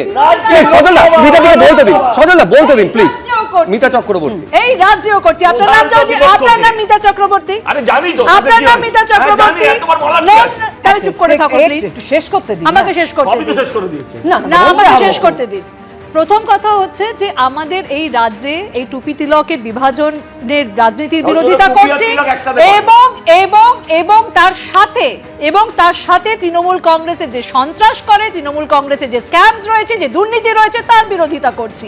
আমরা এখানে আমাদের অল্টারনেটিভ, সোশিও পলিটিক্যাল অল্টারনেটিভ নিয়ে আমরা মানুষের কাছে যাচ্ছি। হ্যাঁ, আমাদের সংগঠন হয়তো মালদা, মুর্শিদাবাদ, উত্তর দিনাজপুর জেলাগুলোতে বেশি, সেখানে হয়তো আমাদের জেতার সম্ভাবনা বেশি। স্পেশালি মৌসুম নূর যখন মালদায় জয়েন করেছেন আমাদের ওখানে, এবং 2024 দক্ষিণ মালদার মধ্যে ঈশা খান চৌধুরীর ওখান থেকে জয়ী হয়ে গেছে ইন্ডিয়ান পার্লামেন্টে। তাই আমরা চাইবো যে ওখান থেকে আমাদের ওখানে ডেফিনেটলি আমাদের ফোকাস থাকবে, এবং এইটা বলা একটা মাল্টি পার্টি ডেমোক্রেসিতে এই আবেদন রাখা যে আপনি যদি পরিবর্তন চান তাহলে অন্য কোনো পার্টিকে ভোট দিতে পারবেন না, আপনি লেফটকে ভোট দিতে পারবেন না, আইএসএফ কে দিতে পারবেন না, জাতীয় কংগ্রেসকে দিতে পারবেন না, একমাত্র পরিবর্তনের এজেন্ট হয়ে আসবে। দেখুন একটা বিষয় হচ্ছে এখনো তো এক মাসের ওপর ভোট শুরু হওয়া বাকি রয়েছে, এর মাঝে অনেক কিছু বদল হতে পারে, ফলত কোন দিকে যাবে পরিস্থিতি সেদিকে নজর থাকবে। কিন্তু আমি এইখানে দর্শকদের আরেকবার দেখাতে চাইবো এই ম্যাট্রিজ আইএনএস এর যে সমীক্ষা, জনমত সমীক্ষা, সেখানে কি উঠে এসেছে। এই জনমত সমীক্ষায় দেখা যাচ্ছে যে এখনই যদি ভোট হয় তৃণমূল পেতে পারে 155 থেকে 170টি আসন, বিজেপি পেতে পারে 100 থেকে 115টি আসন, অন্যান্যদের ঝুলিতে যেতে পারে 5 থেকে 7টি আসন। আরেকবার বলি, 155 থেকে 170টা আসন পেতে পারে তৃণমূল কংগ্রেস, 100 থেকে 115টা আসন পেতে পারে বিজেপি, অন্যান্যদের ঝুলিতে যেতে পারে 5 থেকে 7টি আসন। এবারে ভোট শতাংশের নিরিখে কে কত শতাংশ ভোট পেতে পারে? তৃণমূল পেতে পারে 43 থেকে 45% ভোট, একেবারে ঘাড়ে নিঃশ্বাস ফেলার মতন পরিস্থিতি বিজেপি, তারা পেতে পারে 41 থেকে 43% ভোট, অন্যান্যরা পেতে পারে 13 থেকে 15% ভোট। আরেকবার বলি, তৃণমূল পেতে পারে 43 থেকে 45% ভোট, বিজেপি পেতে পারে 41 থেকে 43% ভোট, অন্যান্যরা পেতে পারে 13 থেকে 15% ভোট। পার্থপ্রতিম বিশ্বাস। দেখুন সুব্রজিৎ, 3.5 ঘন্টার নোটিশে আমি বলছি যে মুখ্যমন্ত্রী ডিও ঘোষণা করার সময় থেকে শুরু করলে এই পর্যন্ত যদি হয়, এই যে যুদ্ধকালীন তৎপরতায় যে রেজাল্ট আপনি দেখাচ্ছেন, সমীক্ষা রেজাল্ট, এটা আমি সত্যি সত্যি বলবো যে আমাদের এই খোলা বাজারে বুকিদেরও হার মানিয়ে দেয় এই রেজাল্ট। এই কারণের জন্য বলছি যে অত্যন্ত আমার নিজের ধারণা হচ্ছে এই ধরনের সমীক্ষা যে স্যাম্পল সাইজ নিয়ে করতে হয় সেই সুযোগ তাদের নেই। আমি আশা করছি পুরোটাই টেলিফোনিক এতে ইন্টারভিউ তারা করেছেন, ফলে এর মধ্যে থেকে দাঁড়িয়ে এই যে এত দ্রুত সিদ্ধান্তে পৌঁছাচ্ছেন, শতাংশের ভোট তার থেকে আসন, এই প্রত্যেকটা হচ্ছে অত্যন্ত বিচিত্র কিন্তু বিনোদনমূলক বিষয় হিসাবে আপনারা এটা রাখতেই পারেন। সন্ধ্যেবেলা অনেক মানুষ হচ্ছে যে এটা এনজয় করেন, ফলে এর সাথে বাস্তবতার কোনো সম্পর্ক নেই। বিশেষত আমাদের রাজ্যে গত 5 বছর ধরে যে ভয়ঙ্কর রকম প্রতিষ্ঠান বিরোধিতা, যে ভয়ঙ্কর রকম দুর্নীতি, তার বিরুদ্ধে মানুষের যে মেজাজ, তার যদি ভোটে কিছুমাত্র রিফ্লেকশন থাকে তাহলে অন্তত এই সমীক্ষা মিথ্যে বলে প্রমাণিত হয় আমার নিজের আশা। এবং এটাও ধরে নিতে হবে যে ভোটটা অবাধ হয়েছে। হ্যাঁ, ভোটটা অবাধ হয়েছে, ক্লিয়ার ফ্যাক্টর নেই। কারণ এই ধরনের সমীক্ষা একটা বড় জিনিস হচ্ছে, মানুষ নির্ভয় বলছেন না সভয় বলছেন, মন্ত্রী আক্রান্ত হচ্ছেন, আপনারা দেখাচ্ছেন যেখানে ভয়মুক্ত ভোটের পরিবেশ নেই, সেখানে ফোন করছেন একটা অচেনা লোক, সেখানে দাঁড়িয়ে পরিষ্কার বলে দিচ্ছেন আমি বিজেপিকে দেবো, আমি কংগ্রেসকে দেবো, আমি সিপিএমকে দেবো।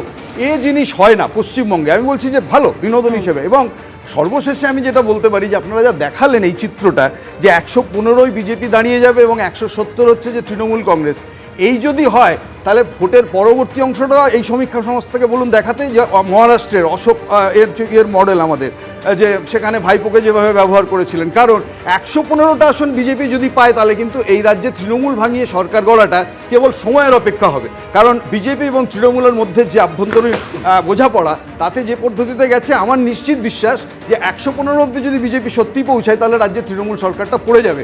বরং তার আগে মানুষ বুঝতে পারবে, মানুষ বুঝতে চাইছে যে এই ইন্টারচেঞ্জেবল দুটো পার্টি, দুই ফুল, তাদেরকে না দিয়ে একটা বিকল্প করতে চায়। এবং আসলে এপ্রিল ফুলের পথে আর মানুষ যেতে চাইছে না, এই ফুলগুলোর থেকে মুক্ত হতে। ফলে এখানে বাম, আমি কংগ্রেস, যেখানে যারা আছে তৃণমূল এবং বিজেপির বিরুদ্ধে যে শক্তি, যেখানে শক্তিশালী, তাদেরকে মানুষ নির্বাচিত করবেন, এই নিয়ে সন্দেহ থাকার কথা না। কারণ মানুষের উপর যদি বিশ্বাস একেবারে এটা ম্যাট্রিক্স আইএনএস এর সমীক্ষা, একটা আভাস পাওয়ার চেষ্টা মাত্র, কোনোভাবেই এটা এবিপি আনন্দর সমীক্ষা নয়। এর পরবর্তী সময়ে যে সমীক্ষা আসবে অবশ্যই আপনাদের সামনে রাখবো, এটা কোনোভাবেই ফলাফল না, আসবো অবশ্যই দেখাবো আমরা। হ্যাঁ, কিন্তু আপনাদের আভ্যন্তরীণ হলে নয়, আপনি বলতে পারেন এসে। না না, এবার যে খবরে নজর রাখবো না। সজলদা প্লিজ আলোচনায় আসুন, সবসময় ঠাট্টা রসিকতা নয়। ভোটে নির্ঘণ্ট ঘোষণার পরেই হুঙ্কার বিজেপির সর্বভারতীয় সভাপতি, পশ্চিমবঙ্গ, তামিলনাড়ু ও কেরালামে সরকার করতে চলেছে বিজেপি। হুঙ্কার দিলেন বিজেপির সর্বভারতীয় সভাপতি, পশ্চিমবঙ্গ, তামিলনাড়ু ও কেরালামে সরকার গড়তে চলেছে বিজেপি। অসম, পুদুচেরিতেও ফের সরকার গঠনের পথে বিজেপি। আসন্ন ভোটের জন্য প্রস্তুত এনডিএ ও বিজেপি, পোস্ট করেছেন নীতিন নবীন। রবীন্দ্রনাথ বাবু, একটা কথা বলি, আগের যে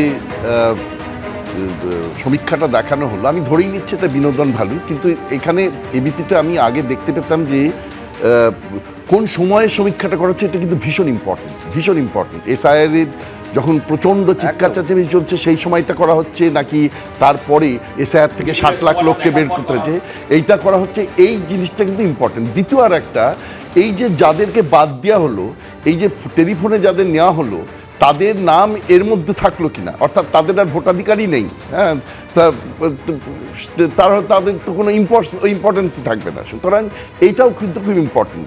কিন্তু এই দুটো ধরে নিয়েও যদি আমি বলি তাহলে কিন্তু ভোট পার্সেন্টেজের দিকে তাকালে আমি এই নাম্বারটা আমি একদমই ইম্পর্টেন্ট মনে করছি না। আমি মনে করছি ভোট পার্সেন্টেজ সেটাতে কিন্তু একটা অদ্ভুতভাবে ব্যাপার ঘটেছে। দেখুন 2024-এর ইলেকশনে এটা 39 নেমে গেছিল, 2019-এ বিজেপি কিন্তু 24-এ 40-এ এসেছিল, আর তৃণমূল দাঁড়িয়েছিল 45, বিজেপি সেখান থেকে 41 থেকে 43, আর তৃণমূলের 45 ফিক্সড হয়ে আছে, বরং তার থেকে কমছে 43 থেকে 45, অর্থাৎ কমার দিকটা দেখতে পাচ্ছি আমি তৃণমূলে, আর বাড়ার দিকটা দেখতে পাচ্ছি 41 থেকে 43। এইটা কিন্তু হচ্ছে বিজেপি 1% বেড়েছে, মানে 1% হলেও যদি এটা যদি আমি ধরে নিই সত্যি, তাহলে 40 থেকে 41% হয়েছে, 43 আমি যাচ্ছি না। কিন্তু তারা 45-এ ছিল, 45-এই আছে, তার থেকে আর একটু কম 43 থেকে 45-এর মধ্যে আছে। অর্থাৎ এটা যদি দাঁড়ায় তাহলে পশ্চিমবঙ্গে কিন্তু দুটো জিনিস হতে পারে। একটা হচ্ছে যে আগামী নির্বাচনে কিন্তু সাংঘাতিক একটা ভায়োলেন্সের জায়গায় যেতে পারে, কারণ বেশ কিছু জায়গাতে হাড্ডাহাড্ডি লড়াইয়ের জায়গা আছে, সেইটা একটা মাথায় রাখতে হবে। আর দ্বিতীয়ত এই যে এসআইআর, এই 45 লক্ষ নাম, এটা কোথায় বাদ যাচ্ছে, কি বাদ যাচ্ছে? এই যে ম্যাডাম বলছিলেন যে মালদা মুর্শিদাবাদে কাদের নাম বাদ চলে গেল, কিভাবে বাদ গেল, এটাও কিন্তু একটা ইম্পর্টেন্ট ব্যাপার। অর্থাৎ যে লোকগুলো, ধরো যাকে আমি বলছি মহিলাদের নাম বাদ চলে গেল, তাদের হয়তো তারা লক্ষ্মীর ভাণ্ডারের বিরাট একটা সমব্যথী বা লক্ষ্মীর ভাণ্ডার, মানে আমি বলতে সাপোর্টার, সমর্থক, সরি সমব্যথী কথাটা ভুল বলেছি, সমর্থক, লক্ষ্মীর ভাণ্ডারের সমর্থক, এবং তারা পাচ্ছে এবং মমতা বন্দ্যোপাধ্যায়ের সমর্থক। তো তাদের নাম যদি বাদ চলে যায়, অনেক মহিলার নাকি নাম বাদ গেছে এটা বলা হচ্ছে, আমি জানি না, এখনো ফুল লিস্ট তো আমরা কেউই পাইনি। তো ফুল লিস্ট যদি না পাই তাহলে কতখান, ঠিক আছে 58 লক্ষ নাম যারা পার্মানেন্টলি লেফট বা ডেট বা ডুপ্লিকেট নাম এগুলো বাদ গেছে, কিন্তু এই যে বাদবাকি যে নামগুলো থাকছে আন্ডার অ্যাডজুডিকেশন, এদের কতজন বাদ যাচ্ছে, এটা কিন্তু আগামী ভোটে এই যদি পার্সেন্টেজের হার হয় 41-43 আর 43-45, তাহলে সাংঘাতিক গুরুত্বপূর্ণ বিষয়। হ্যাঁ, আমি এখানে সুমন বন্দ্যোপাধ্যায়ের কাছে আসবো। সেটা হচ্ছে শতাংশের একটা পরিসংখ্যান আপনাদের দিই। এই সমীক্ষা অনুযায়ী তৃণমূল পেতে পারে 43 থেকে 45% ভোট। দেখা যাচ্ছে যে 2011-তে 2021-এ তৃণমূল পেয়েছিল 48% ভোট, 24-এর লোকসভায় পেয়েছিল 46% ভোট, সেখান থেকে কমছে। বিজেপির আবার দেখা যাচ্ছে 2021-এ 38% পেয়েছিল, 2024-এ 39%, সেখান থেকে অনেকখানি বিজেপি ভোট শতাংশ বাড়াচ্ছে। তার মানে সুমনদা, এই আমি বলছি সমীক্ষাকে যদি আপনি সত্যি বলে মনে করেন, তাহলে বিষয়টা দাঁড়াচ্ছে যে এক তো হচ্ছে এ যাবৎকালে সরকার গঠন করছে, কিন্তু এ যাবৎকালে সব থেকে খারাপ ফল তৃণমূল কংগ্রেস করছে, এবং যুবসাথী থেকে শুরু করে একাধিক প্রকল্পে ভাতা বাড়ানো আলটিমেটলি সরকারে আনছে ঠিকই, কিন্তু একেবারে সব থেকে খারাপ ফল কিন্তু তৃণমূল কংগ্রেসের অনুকূলে হচ্ছে। আমি একটা কথাই খালি বলবো, সেটা হচ্ছে যে দেখুন, সমীক্ষা নিয়ে আমি পরে আসছি। সেটা হচ্ছে যে একটু আগে পার্থদা বলছিলেন না যে ওই এন্টারটেনমেন্ট হিসেবে ভালো এই যে সমীক্ষাটা আপনারা দেখাচ্ছেন, আমার কথা হচ্ছে যে 2021-এ বলেছিলেন হচ্ছে মানিক সরকার, আর 2026-এ ভোটের প্রাককালে মোহাম্মদ সেলিমকে মঞ্চে বসিয়ে ঘোষণা করেছেন যে দয়া করে যা করবেন করবেন, বিজেপিকে ভোটটা দেবেন না। মানে এই যে কর্মী সমর্থকদের কাছে বিজেপির রামেদের, মানে বামেদের ভোটটা রামে যাওয়ার যে প্রবণতা, সেই প্রবণতা আটকানোর যে জায়গাটা, সেটা মনে হয় আমার মনে হয় সিরিয়াসলি ভাবা দরকার, এন্টারটেনমেন্টের প্রসঙ্গে না গিয়ে। আর আরেকটা কথা আমি বলবো যে নবীন বলে যিনি বিজেপির সভাপতি হয়েছেন, তাকে তো এখনো পশ্চিমবঙ্গ কেন ভারতবর্ষের অধিকাংশ বিজেপি কর্মী চেনেই না। ফলে যে ঘটনা যেগুলো নিয়ে আপনারা ভাবছেন যে বিজেপি 41 থেকে 43% ভোট চলে যাবে, বিজেপি ক্ষমতায় আসতে পারে বা ক্ষমতার দোরগোড়ায় আছে বলে বিজেপি এখানে যে আশঙ্কার জায়গা থেকে বলছে, আমি বলছি এই যে বামের ভোট রামে যাওয়াতে 2019-এ সেটা কি হয়েছিল, আমি বলছি সেই আশঙ্কার জায়গা থেকে আপনি বলছেন সেইটা যেন না হয়। তাই বলছে ইতিহাস, তো তাই বলছে। আপনাদের 2016-র পরে আপনার মনে থাকা দরকার যে দক্ষিণ কাঁথির একটা নির্বাচন, উপনির্বাচন হয়েছিল। সেই উপনির্বাচনে আমাদের মাননীয় মন্ত্রী চন্দ্রিমা ভট্টাচার্য সেখান থেকে জয়লাভ করেছিলেন, এবং সেখানেই প্রথম বিজেপির ভোটটা হঠাৎ করে বেড়ে গিয়েছিল সাংঘাতিকভাবে, এবং পুরো বাম ভোটটা কমে গিয়েছিল। তার রিফ্লেকশন ওই ভোটের যে শেয়ারিং, সেই শেয়ারিং থেকে দেখা গিয়েছিল। ধারাবাহিকভাবে আমরা দেখেছি তারপর থেকে একাধিক নির্বাচনে এই ঘটনাগুলো ঘটেছে। আমি বলছি যে কিসের ভিত্তিতে বিজেপি ভোটটা পাবে। আমার কথা হচ্ছে যে গতকাল যে 18,500 কোটি টাকার যে প্রকল্প ঘোষণা করলেন, সেই প্রকল্পগুলোর অধিকাংশটা গিমিক, কারণ এর অনেকগুলো চালু হয়ে গেছে, অনেকগুলো আগেই ঘোষণা হয়ে গেছে। সেই সমস্ত কিছুকে মিলিয়ে তারা এই ঘোষণাগুলো করেছেন। এবং আমার কথা হচ্ছে যে বিজেপিকে মানুষ যে ভোট দেবে কি কারণে, বাংলার জন্য ওরা কি করেছেন। 2019-এ 18 জন তাদের ছিল, এমপি ছিল, এমপি থাকাকালীন তারা কি করতে পেরেছে? 2 লক্ষ কোটি টাকা বাংলার পাওনা বকেয়া হয়ে রয়েছে। আমি তো দুর্ভাগ্যজনক এতে আজকে যারা ধরুন এই যে ডিএ দীর্ঘদিন ধরে পাচ্ছে না বলে যারা ক্ষোভ প্রকাশ করেছে, আজকে হঠাৎ মুখ্যমন্ত্রী ঘোষণা করতে তারা দেখলাম খুব উচ্চস্বরে মুখ্যমন্ত্রী। তারপরেও তো সেই মানুষগুলো এই সমীক্ষা অনুযায়ী বিজেপিকে সেঞ্চুরি পার করাচ্ছে। আমি তো সেটাই আশ্চর্য হচ্ছি। সেটাই আশ্চর্য হচ্ছে। আপনারা এটাতে সুমনদা আশ্চর্য হচ্ছেন, আপনারা ভোট পেতেই পারেন না, 41 থেকে যে 43% দেখানো হচ্ছে। সজলদা আমি এবারে বাড়বে একদম বাড়বে। আমি বলছি যে কিসের ভিত্তিতে ভোট দেবে? আমি বলছি তৃণমূলের বিরুদ্ধে ভোট দেবে যদি কিছুই না থাকে বিজেপি। আমি সেটাও ধরে নিচ্ছি যে কিছু দেয়নি, আপনার পেটের রেশনটাও বিজেপির দেওয়া, সেটার পরেও যদি আপনার রক্তে মোদির ভ্যাকসিন ঘুরে বেড়াচ্ছে তাই এত চেঁচাতে পারছেন, তার সত্ত্বেও বলছি মমতা বন্দ্যোপাধ্যায় আরে ভ্যাকসিন পেয়েছে বলে বলছে, নয়তো 4 বছরের বাৎসরিক হয়ে যেত। ভ্যাকসিন পেয়েছে বলে বলছো, আমি বলছি কিসের কারণে মমতা ব্যানার্জিকে ভোট দেবে এটাই জানতে চাই। আরে দাঁড়ান, আমি এবার আসি পরিসংখ্যানে। চাকরি বাদ দিয়ে যুবসাথী, তোমার ছেলে মেয়ে আছে পয়সা না, চাকরি বাদ দিয়ে যুবসাথী, লজ্জা করা উচিত, তোমার লজ্জা করা উচিত। চাকরি বাদ দিয়ে চাকরি খেয়ে তুমি যুবসাথী দেখাচ্ছো, তোমাদের মধ্যে ঘৃণা চলে। আমি বলছি যারা এইটা তৈরি করেছে তারা ব্রিগেডটাও দেখেননি, আবার আজকের উত্তর বলছেন আমার কথাই বলছি, লোকে তোমায় ঘেয়া খোর বলবে সেটা ভাষা মদনদার থেকে শেখা। আমার যেটা প্রথম আমি বলছি যে মোহাম্মদ সেলিম বলেছিলেন দয়া করে বিজেপিকে ভোট দেবেন, এটা তো বোঝাই যাচ্ছে মোহাম্মদ সেলিমরা কি চান। আমি আপনাকে একটা কথা বলছি, ভোট কারোর বাপের নয়। আপনি ভুলে গেছেন, নতুন নতুন রাজনীতিতে এসছেন তাই মনে নেই। আপনাকে মনে করিয়ে দিই 2011 ক্ষমতায় এসেছিল যে সরকার, সে সরকার বামের ভোটেই এসেছিল। বামেরা যদি ভোট না দিত তাহলে আজকে এই সরকার মমতা ব্যানার্জি দিদি থেকে দিদিমা হয়ে যেত, ভোট পেতেন না। আমি যেটা বলছি ভুলভাল এটা আমি বলে ভুলভাল একদম দেখুন এই আলোচনার মাঝখানে এবিপি আনন্দ এগিয়ে থাকে, এগিয়ে রাখে।